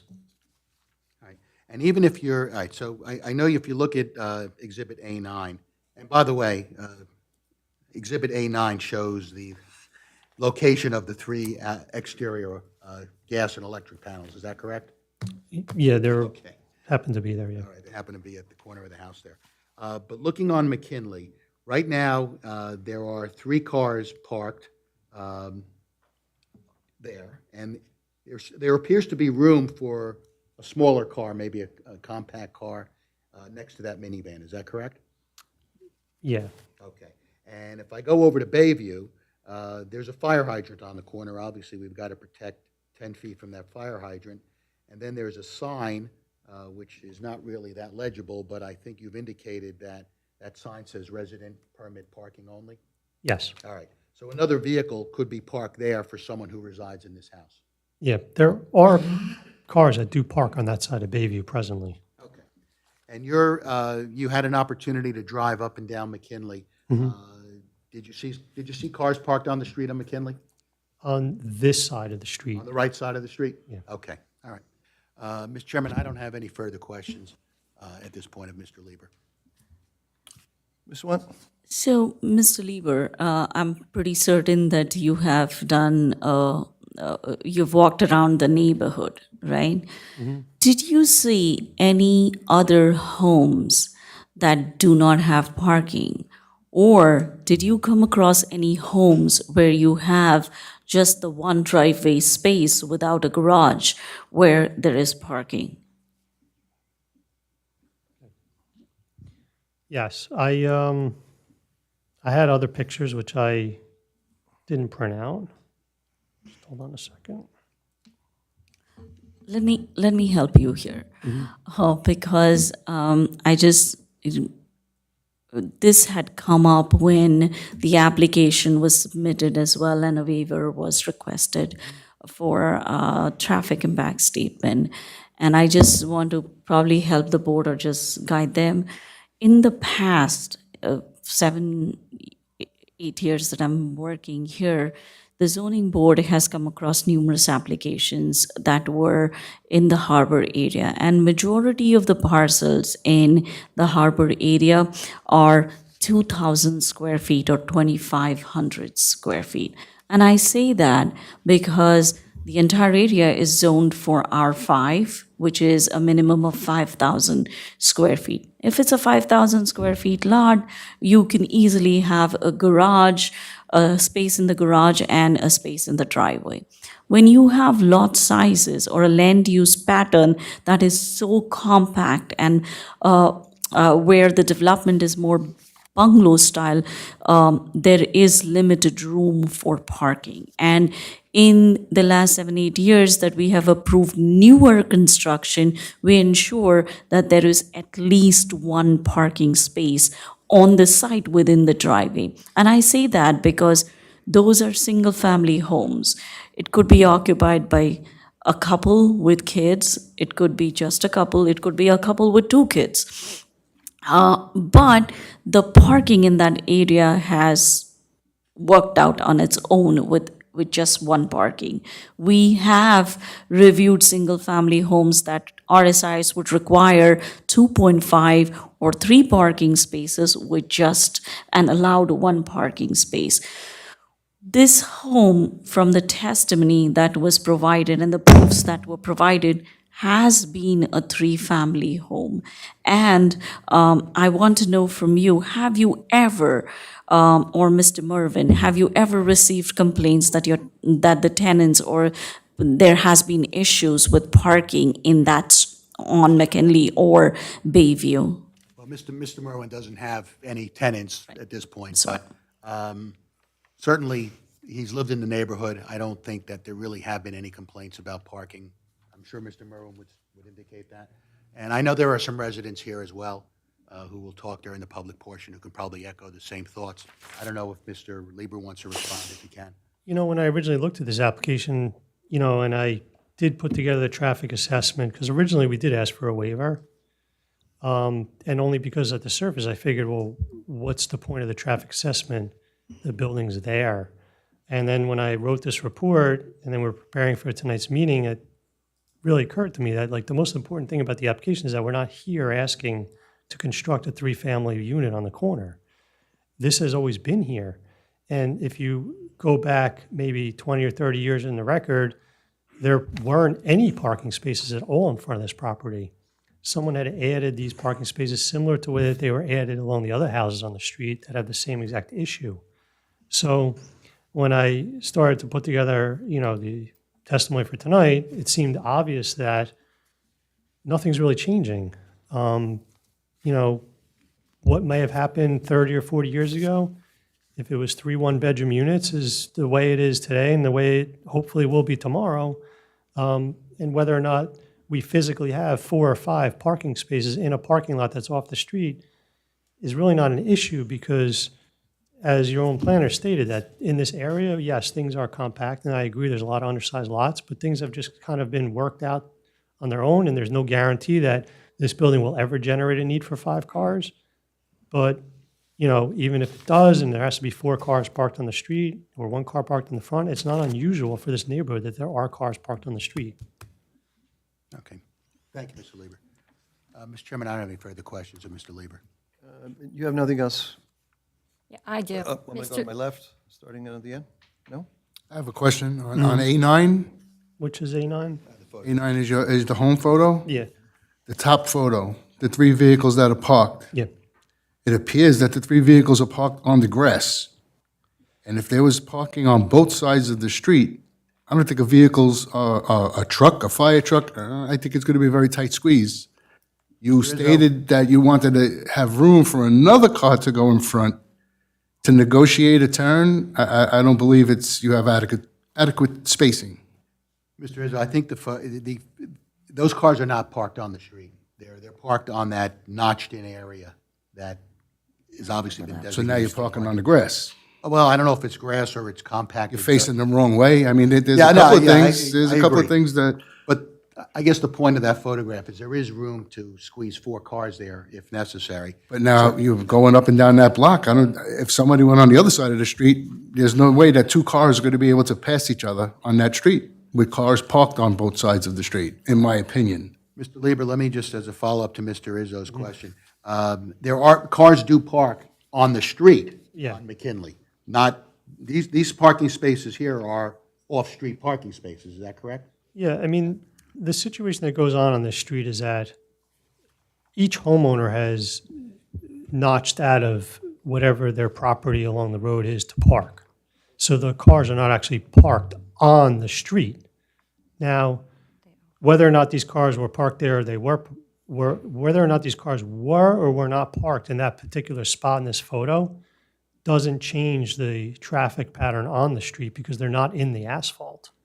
So it's not like they're parked on the edge of the asphalt and there's someone else on the other side of the asphalt and only 1 car can get through. So they're making their own room. Well, that's what everybody's been doing on the street. But we're not here for everybody. We're here for Mr. Merwin.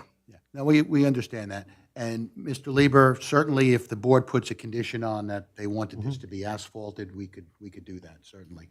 Yeah, and, I mean, I just wanted to be clear that these cars are not parked on the street. These are on Mr. Merwin's property. They won't be able to fit on the street. Yeah, right? but That's- we're willing to certainly, if it needs to be paved, we'll certainly pave it. It's not an issue. Also, with that photo, I see a sun panel, the solar panels on the roof. yeah. When he applies for the solar panels, does he have to, when the company comes to install them, do they write down if it's a 1-family house, a 2-family house, a 3-family house? Who gets charged for the electric? Yeah, well, we're getting charged, we're getting 3 bills from JCP&L, so we have 3 meters, so. All righty, And I'm thank you. not sure, Mr. Merwin maybe could answer that, but, yeah, I'm not sure how the solar's working, but. All righty, thank you. And the driveway, I'm sorry, the bottom picture, the driveway is Mr. Merwin's. No, that's the neighbor's. adjacent property. Okay, thank you. Yep. I have a question for Mr. Lieber. Yes. So how wide is this front yard where you're saying another car can go? You mean on Bayview? Yeah, on Bayview. There's about 35 feet of frontage there, which 35 doesn't feet. include the radius on the corner. 35 feet just to the right of the stairs. It's, well, you could see where the building, okay, so the Okay, there's the building's 2 neighbor's feet. driveway. The building's 2 feet off that lot line. Mm-hmm. So, you know, imagine the edge of their driveway is on the line. So you're saying he can park a car right there in the grass? No, you could literally park on the asphalt. Bayview is like a normal width. Bayview's a one-way. No, but the width is normal. In other words, it's not a narrow road. it's a normal road? That's what was my next question, because that's what I'm asking. Will he because on the side parking, you can clearly see they're not completely in the dirt. The wheels on the side in this picture are still touching the pavement. That's why I was asking about the width of the driveway, if a car could get totally in. Yeah, Do you understand what I'm saying? Like, the width of a car wouldn't be on the road on Bayview.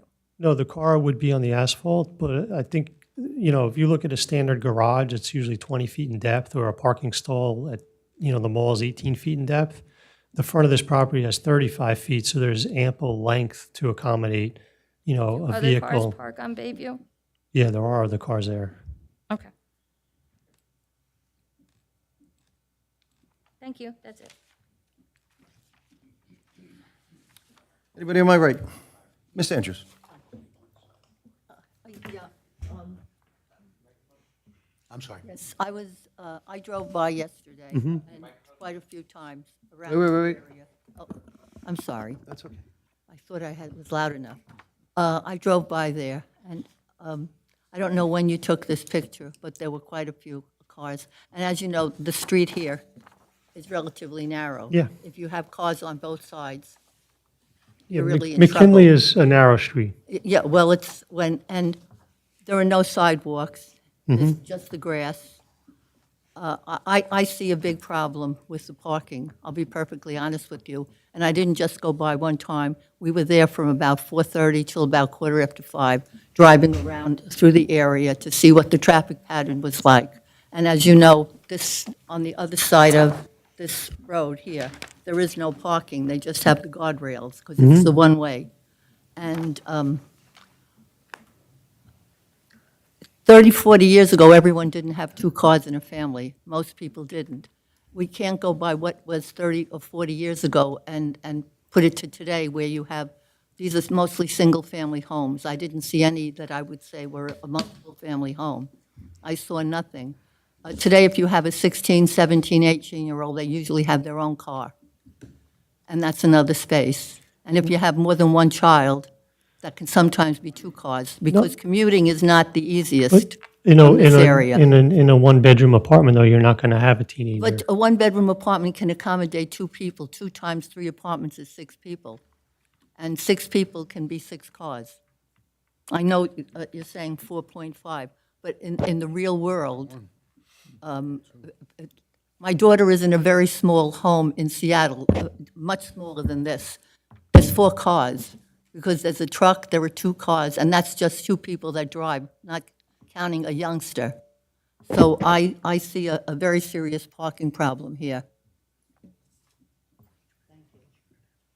Ms. Testaverde? I'm looking at Google Map, and the area is a unique area. It's very condensed and small, and it's the whole area. I have to admit that there's parking on the grass and what have you. I don't know how do we go forward to correct this, then we do. Otherwise, then you got to correct everybody then. Everybody's parking in little coves. I mean, at least that's what this is showing me. It's very narrow. I mean, should it be corrected? It should be, but everyone else is doing it too. Then we have to, address that. I mean, I'm looking at, this could be, I don't know when this was taken, but they're on the grass, and it seems to be a pattern. I don't know. I'm just saying, I don't want to cherry pick, but I don't know. I mean, I agree with you, Roseanne, because you can't say, 4 cars are going to accommodate, a 3-apartment dwelling. It's just not going to happen. My sister has a single-family house with 3 bedrooms, and her son just is a car enthusiast, and they're in her driveway, and he's got 3. He's got 3 cars. So he works on them, he likes it, so, it's a problem. It's going to be a problem, but again, the whole area is like that, so I don't know what to do. That's just me. I'm being very honest. What do you do? And that's it. Mr. Sachs, have we determined whether we have a D variance here or not? Well, I'm going to request, my first vote's going to be for a certificate of nonconformity because I'm seeking the grandfathering. And depending on the vote that you take on that, then I would ask for a vote on the D. My planner is going to provide the proofs for both. Okay. So my planner will provide the proofs for the D. All right, I just wanted to see which way we were going on that. And let me just respond to the concern about what's going on in this neighborhood. And I'll ask it as a question to Mr. Lieber. So again, we're not doing any new construction here. Correct. We're seeking to legitimize, for lack of a better term, a three-family use that has been here for decades. Yeah. So we don't have a requirement to provide additional parking or any parking, quite frankly. However, in your analysis, because we are concerned about parking in this neighborhood, under the ITE standards, you've indicated it's 4.2.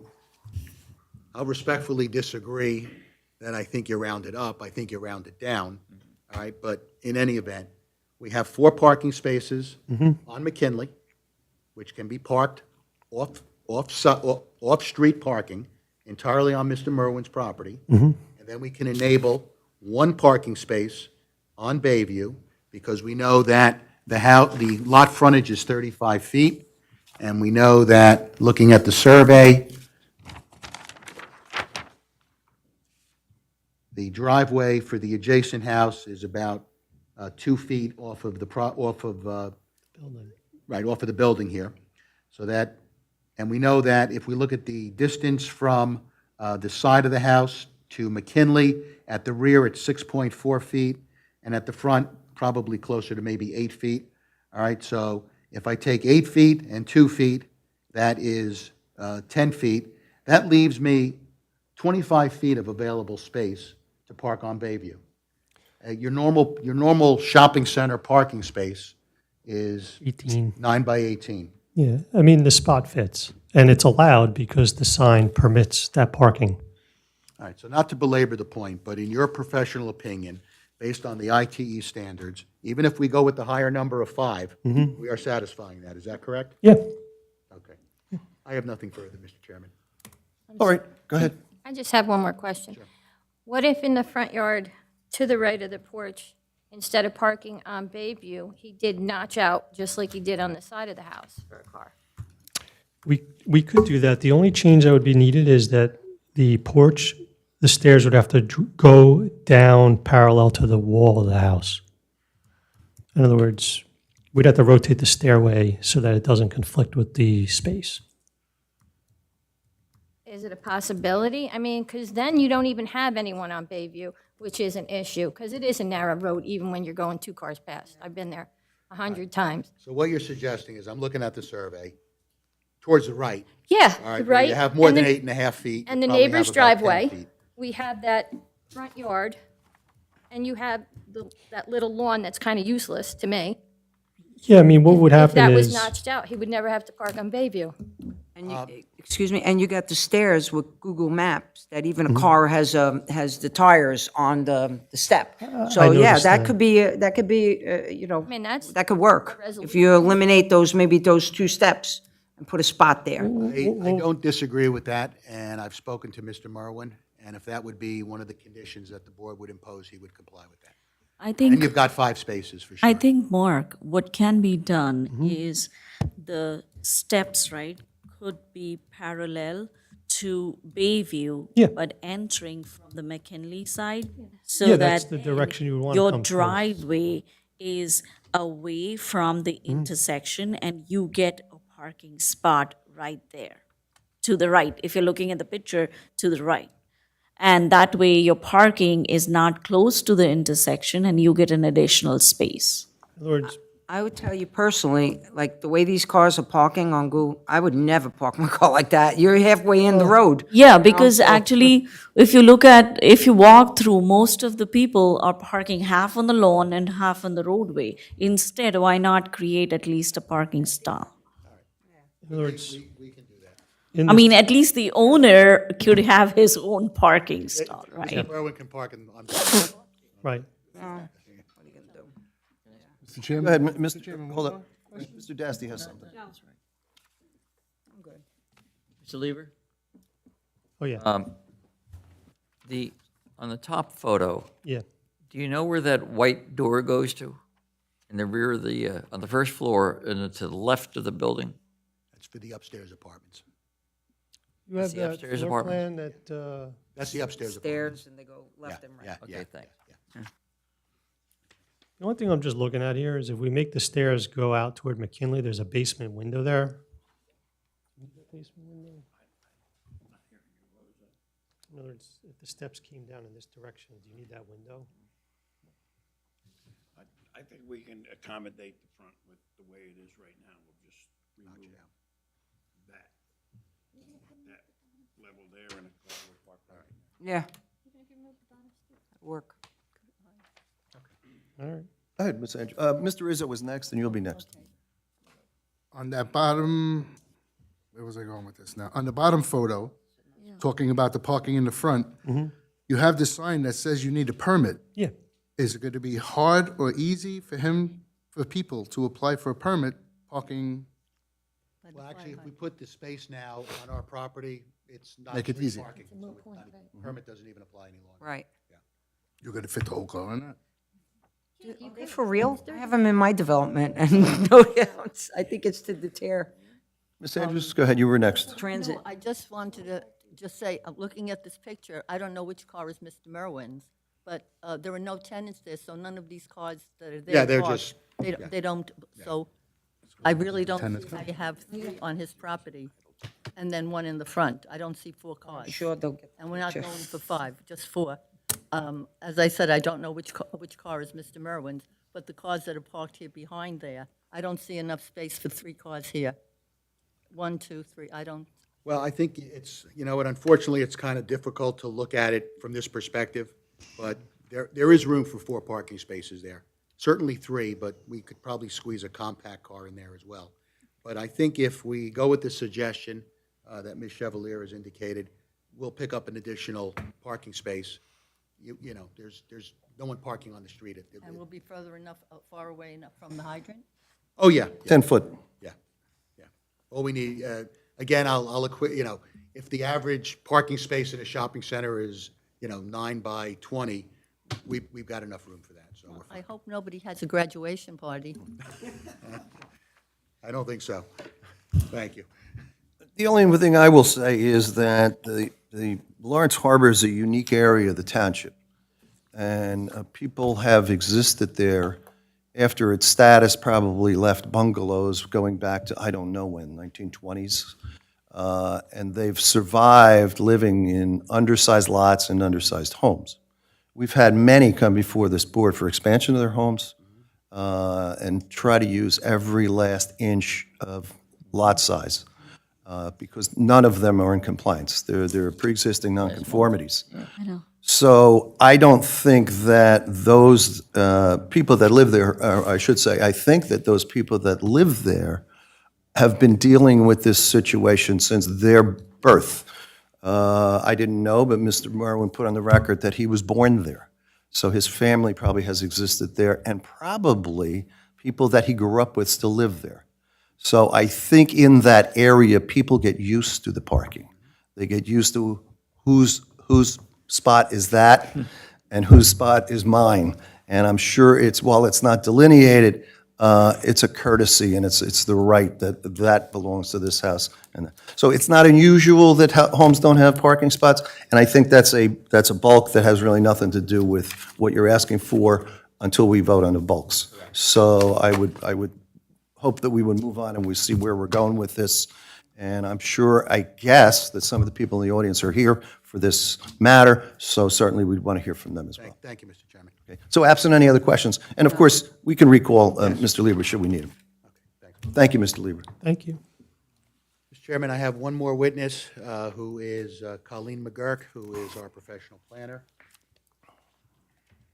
Ms. McGurk, if you could state your name for the record and spelling it. Colleen McGurk, Colleen, McGurk. Good evening, board members. Good evening.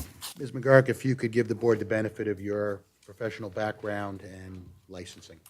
I received a master's in urban planning from Boston University in 1996. Most of my experience was from the municipal end as a planner for municipalities. I opened my company in 2019, Swick, Stahl, and McGurk. I am a member of AICP, and my license is current, and I have testified before multiple boards, including this one. And I recognize you as testifying before this board. Once again, we'll accept your expertise. Thank you. Okay, Ms. McGurk, if you can give the board the benefit of your analysis for two issues. One of them is our request for a certificate of nonconformity, and secondly, for use variance if necessary. Yes, I'll just provide both proofs. I'll provide testimony for both of those. Colleen, pull it closer. Thanks. Okay. In preparation for this testimony, I reviewed the land development ordinance, the application, the survey, and I did a site inspection. I also reviewed multiple master plans, the 2020, 2013, 2011, and several redevelopment plans. So the subject property is located at 111 Bayview Drive, known as Block 52, Lot 111. It is a corner lot located at the intersection of Bayview Drive and McKinley Avenue. It consists of 2,522 square feet and contains a 2.5-story dwelling with 3 units. Each unit contains 1 bedroom. The dwelling was built in 1930 and is located within the R5 residential zoning district. It was previously zoned R7 in 1970, which is far back as any records Old Bridge was able to provide, and the zoning officer stated that nothing earlier was in the archives. That was the response to my Oprah request. The R7 zone was changed to R5 in 1995, which reduced the minimum lot sizes, thereby increasing the potential density and population. The surrounding lots contain single-family dwellings, and directly to the north is Raritan Bay. The surrounding area consists of residential, the EDO 1 zone, and also Route 35 and Lawrence Parkway. Lawrence Harbor consists of compact development and neighborhood commercial. Within this property area, there are 2 separate residential dwellings on 1 lot, located at 22 Birchwood Drive. There is a 1 single-family dwelling and 1 two-family dwelling, which received a D1 and D5 variance approval, along with multiple bulk variances that were subsumed under the D1 from the zoning board in 2016. There is also a 2-family located at 60 Wilson Avenue, which is 2 blocks away. We are requesting a certificate of nonconformance based upon statute 4055D-68 in the MLUL. Since we are beyond the 1-year limitation, we must apply to the zoning board, and as determined in several court cases, the zoning board may hear certificates of nonconformance and, quote, is particularly well-equipped to address nonconforming disputes which involve questions as to when a use commenced, the interpretation of the zoning regulations then in force, and the interpretation of present regulations. The question we need to answer is, quote, what was the use which existed on the property in question at the time of adoption of the zoning ordinance? It is this use which the statute protects, and such use must have been continuous. In determining the status of a purported nonconforming use or structure, the Board of Adjustment must trace the nonconforming history of the property back to the zoning ordinance in existence at the time. The use in question commenced in order to establish that it was in fact conforming when commenced, or existed prior to an amendment which made it nonconforming. That's Ferraro versus Keenberg in Cox court case. In Eltram, Unuva versus Keensburg, the court found that applicants' proof of use before the ordinance rendering it nonconforming consisted of municipal certificates of occupancy and tax certificates was sufficient. The 3-family located at 111 Bayview has been in existence since 1964, according to JCP&L records, which clearly show that there were multiple units consistently from 1964 to 2022 when the applicant purchased the property. JCP&L records show a meter for 1F and 2B with a move-in date of 1964 and 1976 for 2A. But logic would obviously indicate that 2A would have had to exist before 2B. The MUA records show that this is an existing 3-family since 1997, and tax assessor records show that it was taxed as a 3-family since 1983. The records prior to 1980 do not indicate the type of use. The 1980 records show it as a 1-family, but they also show it as a ranch with a ground and second floor, and that was corrected in 1983 to state colonial. So it seemed like the 1980 records had some issues. Can we do the exhibit? I just have a few pictures of the dwelling to show the improvements that were made.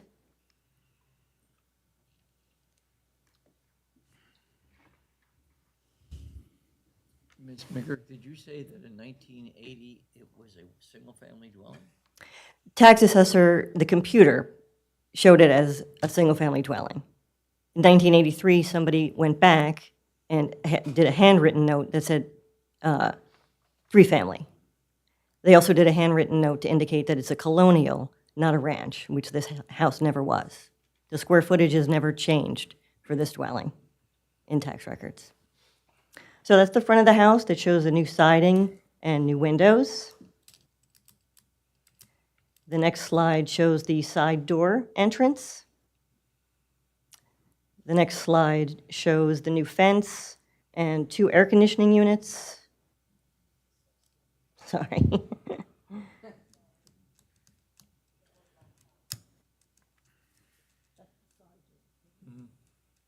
The side door. And then the next slide would show the new fencing, the vinyl fencing, and the 2 air conditioning units. And then the last slide that I'm going to talk about right now is the 3 doorbells. So I'll just continue with the testimony for the use proofs. This site is particularly suited for the Colleen, I'm sorry. I'm sorry to interrupt, but can you go to the previous picture?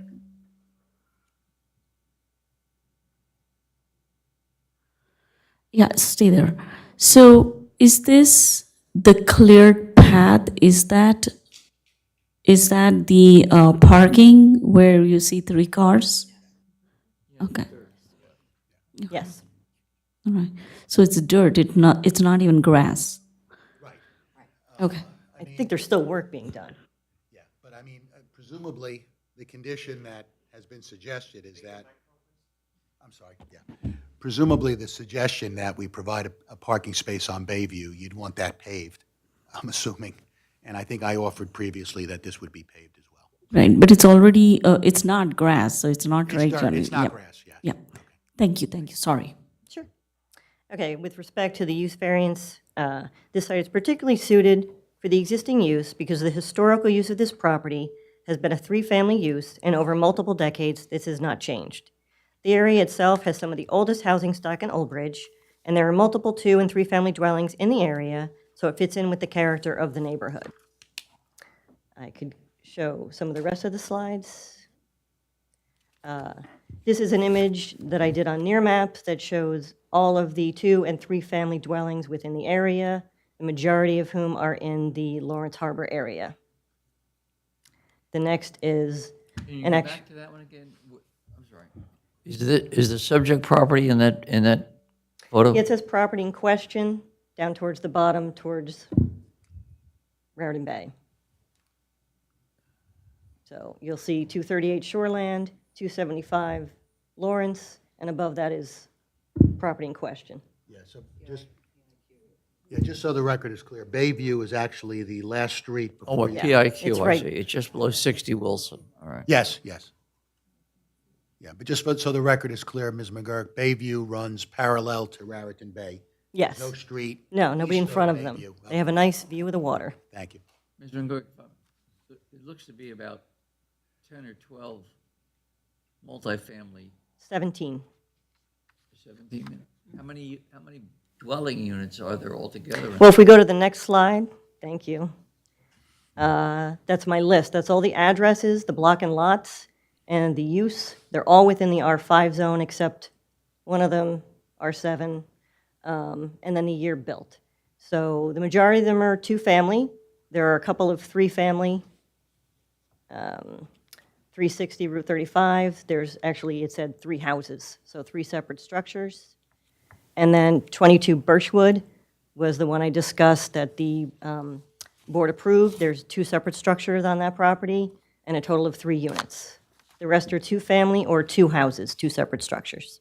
No, what I meant to ask you is on the prior drone photo, you showed 17 multifamily units as opposed to how many single-family units in that picture? Well, that's how many I could find that were legal. I don't know how many more that exist. But yeah, the rest we could presume are single-family or illegal multifamily. I didn't investigate every single dwelling. Could you estimate how many homes are there? No. Because 17 out of that aerial view is a very small percentage. Okay, thank you. I felt that that was enough to indicate that this is clearly not the only multifamily, that they do exist in the area. They might not be predominantly the use, but they exist. You claimed this, that it was a historical house. Well, most of these dwellings were built in the 30s and 40s. So historical houses, he has siding on the house, that wasn't, No, I'm saying historically, that's the type of use. It's not that it's a historic dwelling. To our knowledge, it's not a historic structure. No. There's no historical significance to the dwelling. So the relief that is required for a D1 variance is to satisfy what is known as the Medici criteria. There are 3 ways to do this. The main point, though, is that the general welfare would be served because the existing site is particularly suited to the use. The applicant still has some property rights, even as a non-conforming use. This is a good location with no negative impact, since it has been consistently used as a 3-family for 61 years or more, with no complaints regarding the 3-family use.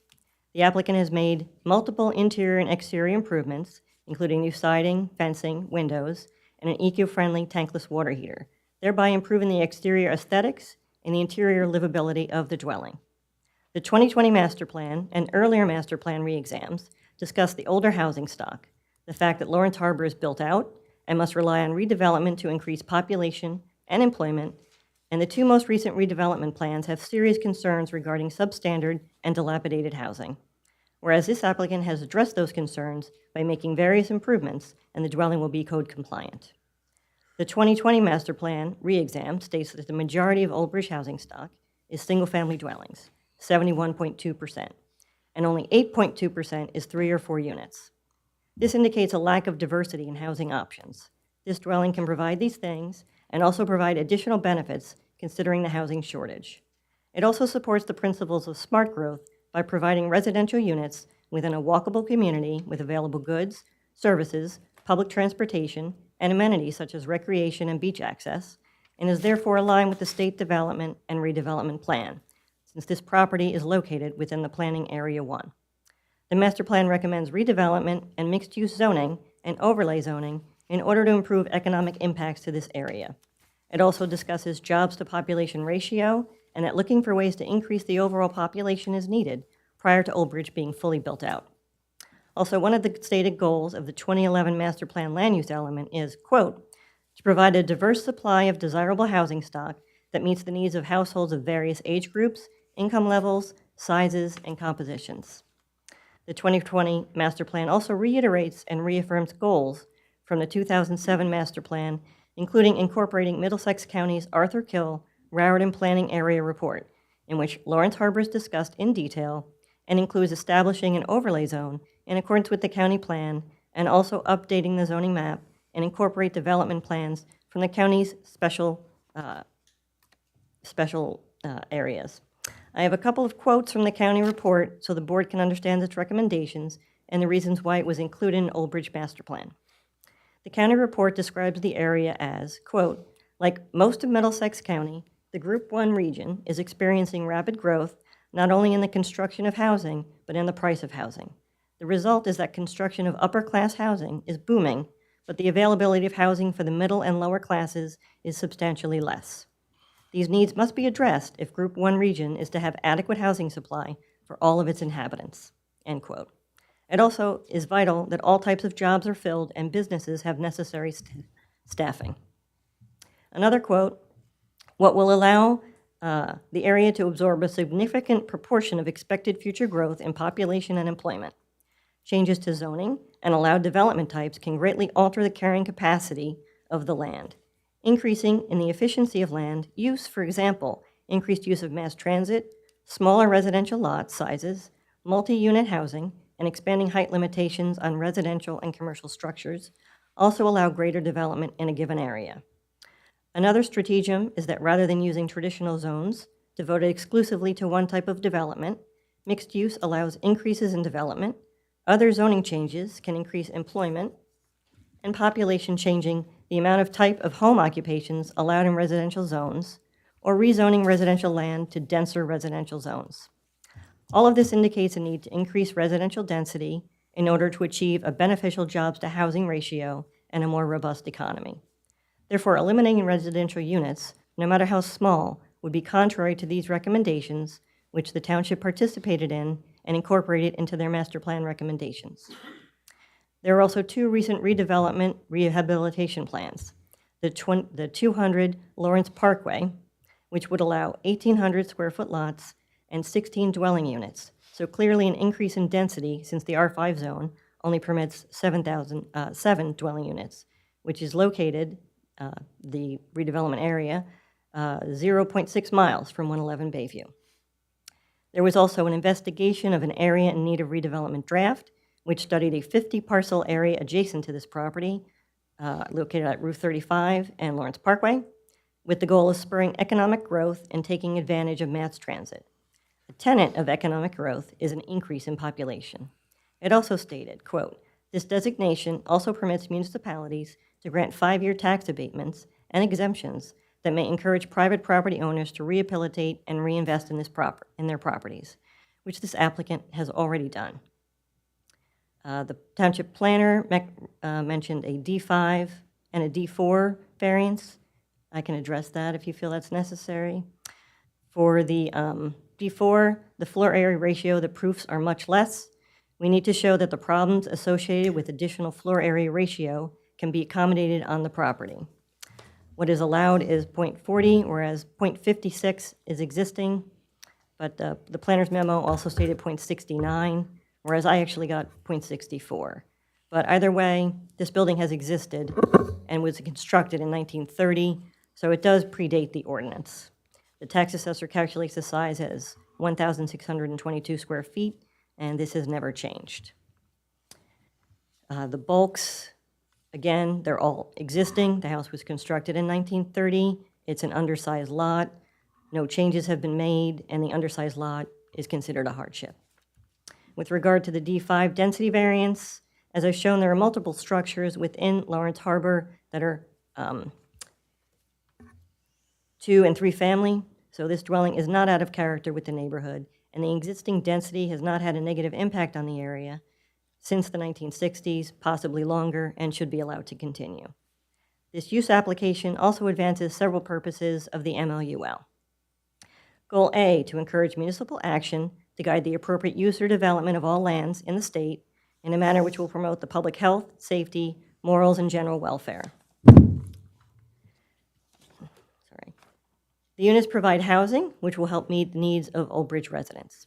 Goal G, to provide sufficient space in appropriate locations for a variety of agriculture, residential, recreational, commercial, and industrial uses, and open space, both public and private, according to their respective environmental requirements in order to meet the needs of all New Jersey citizens. This existing 3-family dwelling encourages well-designed, anti-sprawl land development that is consistent with land use patterns and consistent with recommendations in the State Redevelopment Plan for Metropolitan Planning Area 1, in which this property and area is located. A diversity of housing stock needs to be provided, and multifamily units are necessary to fulfill a housing need.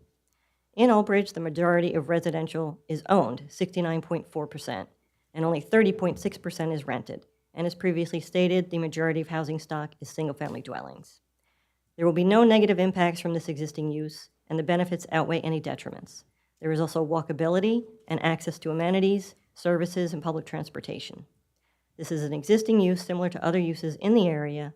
While the majority may be single-family dwellings, there are many other 2- and multifamily within Lawrence Harbor, many of which also predate zoning.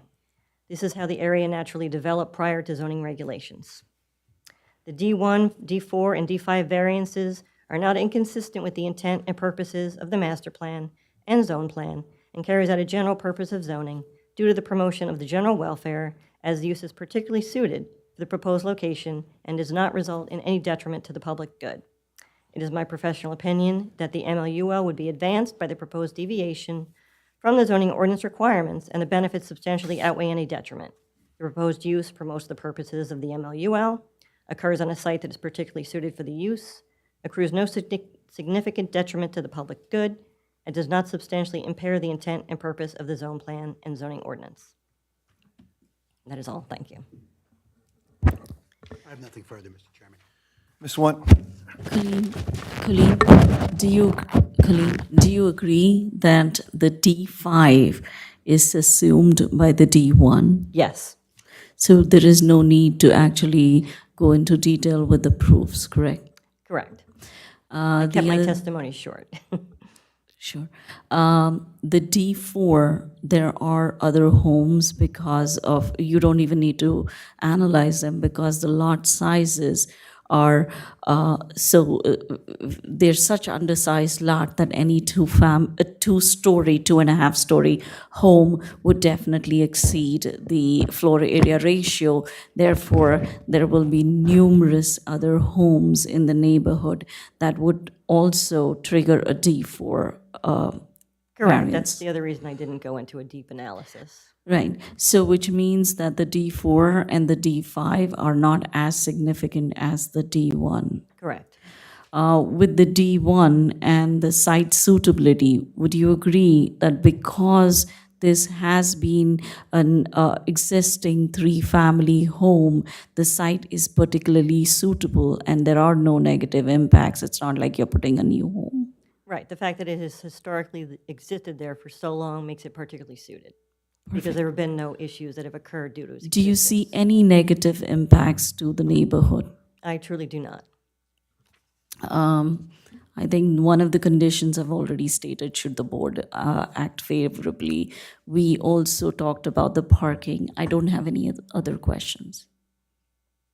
By the way, we're going to add another condition as well, that we can put in the leases that you have one car. So these are one-bedroom apartments, you have one car. Perfect. I think that helps. Yep. Yeah, that would reduce it to 3 stalls, which we clearly can provide. I don't know. I'm looking at 3 cars here that are parked on the side of the house that are not residents of the house now. Yeah, well, obviously, once if the board acts favorably on this and we get a certificate of occupancy, or we have the DCA approval, but we get tenants in there, we're going to police that. There are people parking there now in the neighborhood. We can't control that. But, I think the way the neighborhood works is there are permits issued, but there is no assigned parking stall. So it's like almost first come, first serve. Anybody could come and park anywhere as long as you have a permit, which means that the tenants could park anywhere in the neighborhood as long as they have a permit. So The fights. it has been that way in the harbor. I mean, if it was some other area, yes, I agree. But in the harbor, especially, that has been how parking has worked. And as I mentioned, it's self-policing by the residents. Once people move in, people will get the idea. They probably live in the neighborhood already. You have no further witnesses. Let me see, questions of the planner on my left? No. None? I would agree with most of what you said. The dates that we're looking at, pre-zoning ordinance, would have to be prior to 1970. 1970. Okay. All right, that's the bulk of your testimony. Why don't we get a public portion going, if that's okay with you? Oh, sure, go ahead, wait, hold on. No, not for the planner. Okay. Mr. Sachs. yes, yeah. For the zoning board's record, I'd like the documentation that Mr. Merwin got from the construction board in Middlesex County that it was approved. I'd like to see that. Sure, we can provide that. That would be a condition? Yep. Yeah, Okay, no problem. it's really simple. It's just- Yep. Then it covers us. Yes. We'll provide that. All right, this is matter 55-2023Z. The physical location here is 11 Bayview Avenue, Bayview Drive, I'm sorry. Is it Drive or Avenue? Mr. Marwin? Is it Bayview Avenue or Drive? Drive. Right, and it's South Amboy mailing address, correct? Okay. Anyone here in the courtroom this evening, Mr. to be heard? Please come forward, sir. The board attorney will swear you in before you testify. Feel free to be seated. Those are directional mics, so you have to speak right into it. Sir, could you, thank you. Do you swear or affirm to tell the whole truth, so help you God? I do. Would you give us your full name, spell your last? Dennis Kessler, Kessler. I live at 36 Tania, Tania Court in Monroe Township. I am the owner of 162 Bayview Drive, which is directly across from the subject property. I've owned that property for approximately 43 years. It is a rental unit. My tenant also, we have a driveway to the left. My tenant also parks directly in front of his house, on the dirt, in front of his front door. They like that. They don't mind it being on a main street. I will comment that for the past 43 years that I've owned the property, I've always known this property to be a three-family house. Okay? It has been deteriorating considerably the last 20 years of the existence that it's been in, and it looks a ton better than it ever has, and it's been an improvement to the area. To comment on Mr. Sullivan's point, one of the interesting things that I find, and just for background, I'm a real estate broker. I own Century 21 Charles Smith Real Estate. We're approximately a quarter of a mile from Lawrence Harbor. We've sold numerous homes over the last 55 years that we've been located there in Lawrence Harbor. Most of the people in that area own their own homes. There are not a lot of rentals. And as a result, the people seem to take very good care of figuring out who's parking where, because it's their neighbors. It's not a transient neighborhood where people keep coming in and out, tenants turnover. I've had turnover on my property, although one of my tenants, Carol Roselle, resided there for 25 years as a single woman with one car in the driveway.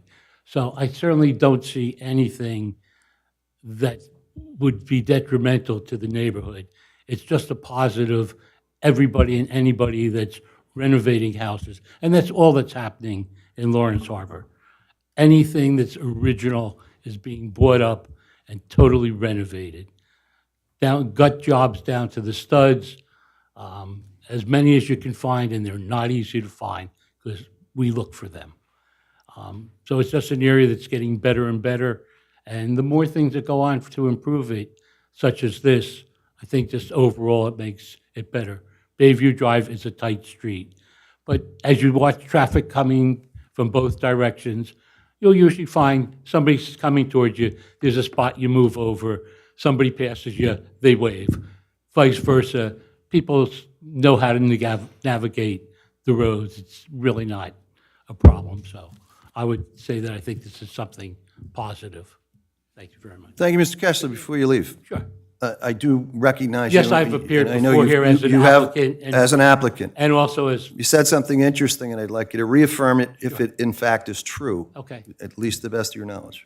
You said you've owned a three-family home, a rental home around the corner. It's directly across, the street, right? right. the house on- To your knowledge, you understand that that was a three-family home at 111 Bayview for, As far as I know, about 43 years that I've owned I thank you, I the appreciate other that. problem.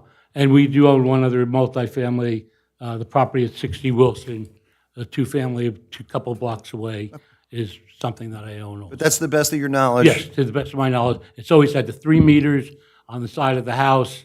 Okay. So, That's fine. Thank you very much, sir. you're very welcome. Any other, yes, public wish to be heard? You come forward, ma'am. Once again, you can take a seat. The board attorney will swear you in.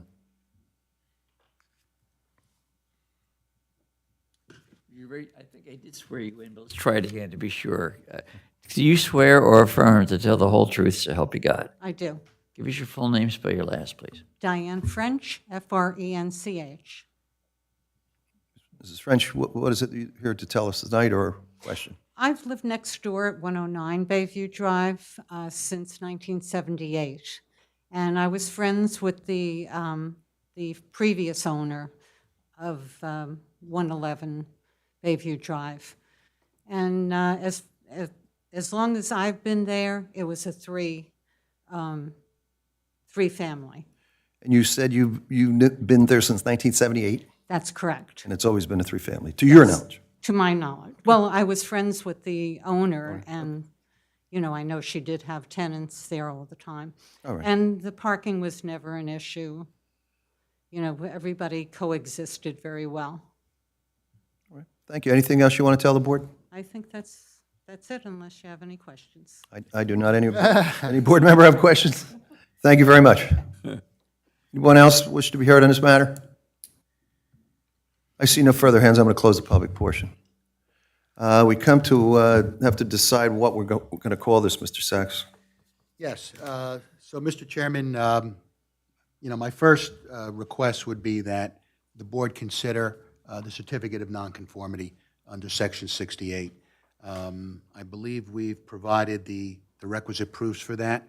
I think the salient document, by the way, other than Mr. Merwin's testimony, who can equate that to being a three-family back into the late 1950s when he was a child, and that may be self-serving because he's the applicant, but I think the important evidence of everything we've shown here goes back to 1964. I have JCP&L notations showing it as three units with three separate meters.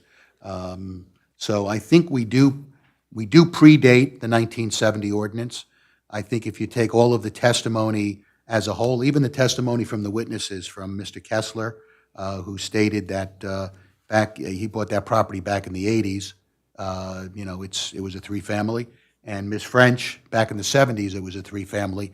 I mean, I don't think anything changed between the time Mr. Merwin recognized it as being a three-family and their observations. So, you know, if it looks like a duck and quacks like a duck, it's a duck. So it's a three-family. Quite frankly, it's an improvement to the property. So I'd request the first vote, Mr. Chairman, would be on that certificate of nonconformity under Section 68. Depending on the outcome of that, you may have to vote on the use variance. I'm hoping not. We'll agree to those conditions that have been imposed, which are that, and I think Ms. Savant wants us to provide some paving, and we'll do that.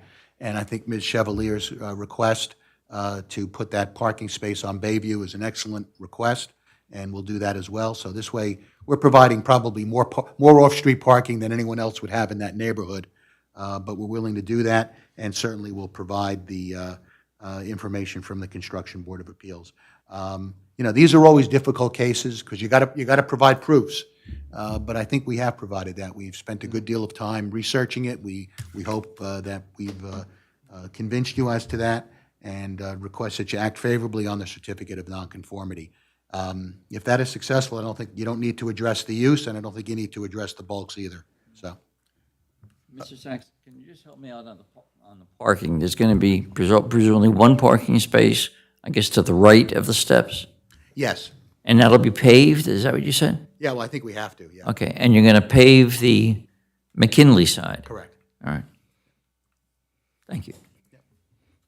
And you'll work that out in plans if it's approved. Yeah, we'll have to probably provide a revised plan for your staff, just to make sure it's in conformance. Okay. I'm sorry, just one more thing too, that in the lease you were going to say the upstairs apartments have one car only.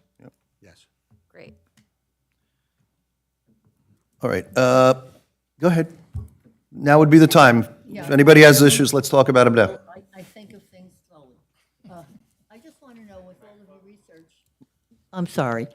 With all of your research, did you ever think of going to the census and seeing the people who were supposed to have lived there as tenants? Because that would probably have saved you all of the other research. That would have been the most.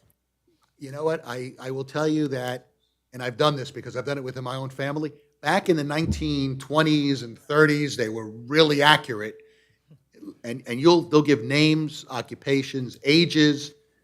The most recent censuses, forget it. You wouldn't find that. So yes, I guess if I went back to the 1930s, I probably could have reliable information, but I don't even know if it would have Well, indicated the I would have variance. thought the 1970s would be good enough, not the 30s. I could tell you, I think back before World War II, we did much better with record keeping. I think what's happened is, but anyway, no, we didn't do that. Ms. Testaverde, did you have something?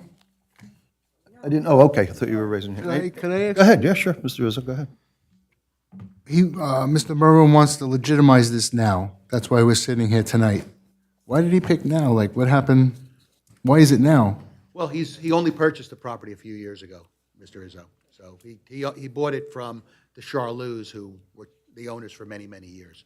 So I guess what happened is when he went to do the renovations, that's when they decided, well, the zoning ordinance in 1970, provides for only single family. So that's when why when he bought it, the deed wouldn't have said what it was? No.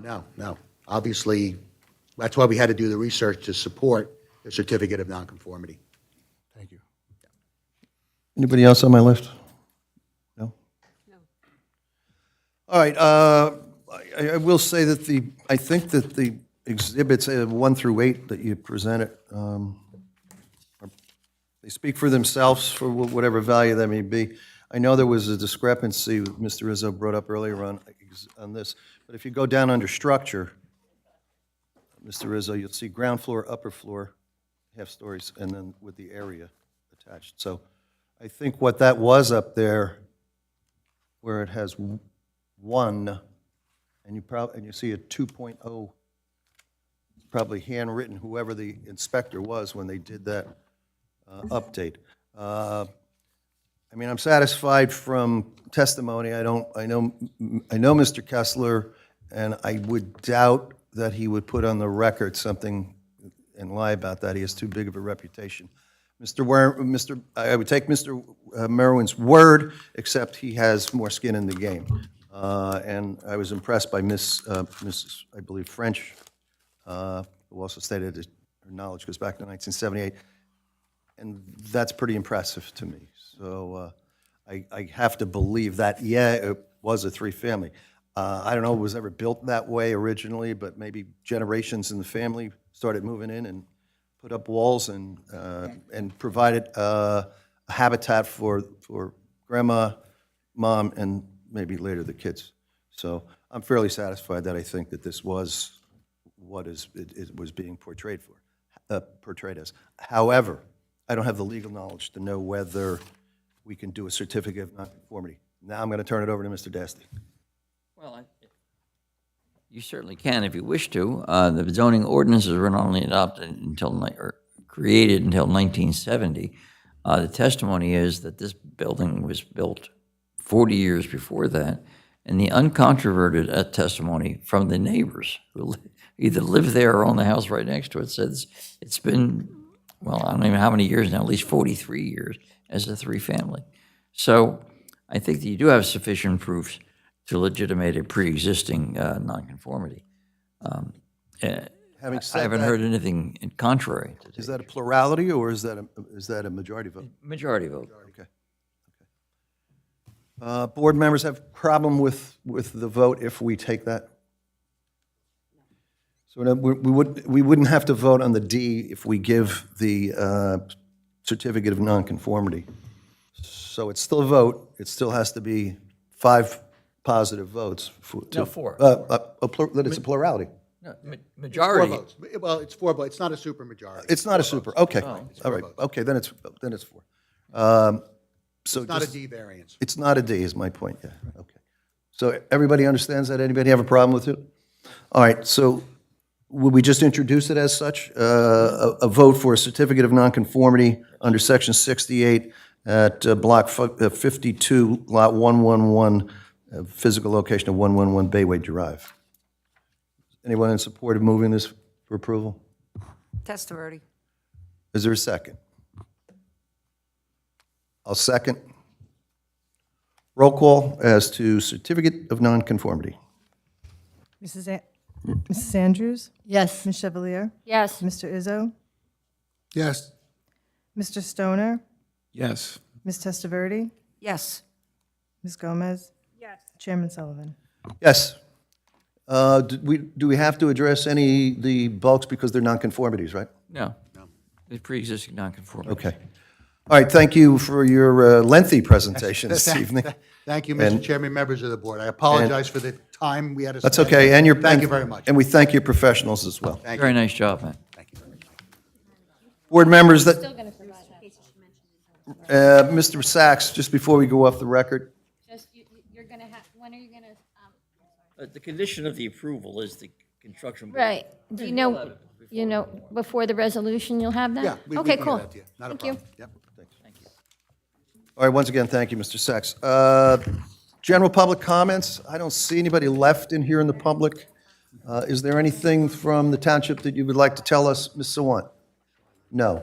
Mr. Dasty, anything legal? No, we're fine, sir. Anybody have anything that they need to bring up? You know what, I would like to say, somebody was putting on social media that we are canceling meetings. So I've spoken to that before many times. This board has no control over the scheduling of meetings. No one on this board works for the township, we're volunteers. So any scheduling takes place between attorneys and the planning department, not the zoning board of adjustment. We have no control whatsoever. We're civilians and volunteers who are appointed to this board, but we do not control any schedules. Thank you for bringing that up. Having said that, someone move for an adjournment, please. Testaverde. All in favor? Aye. Any opposed? We stand adjourned.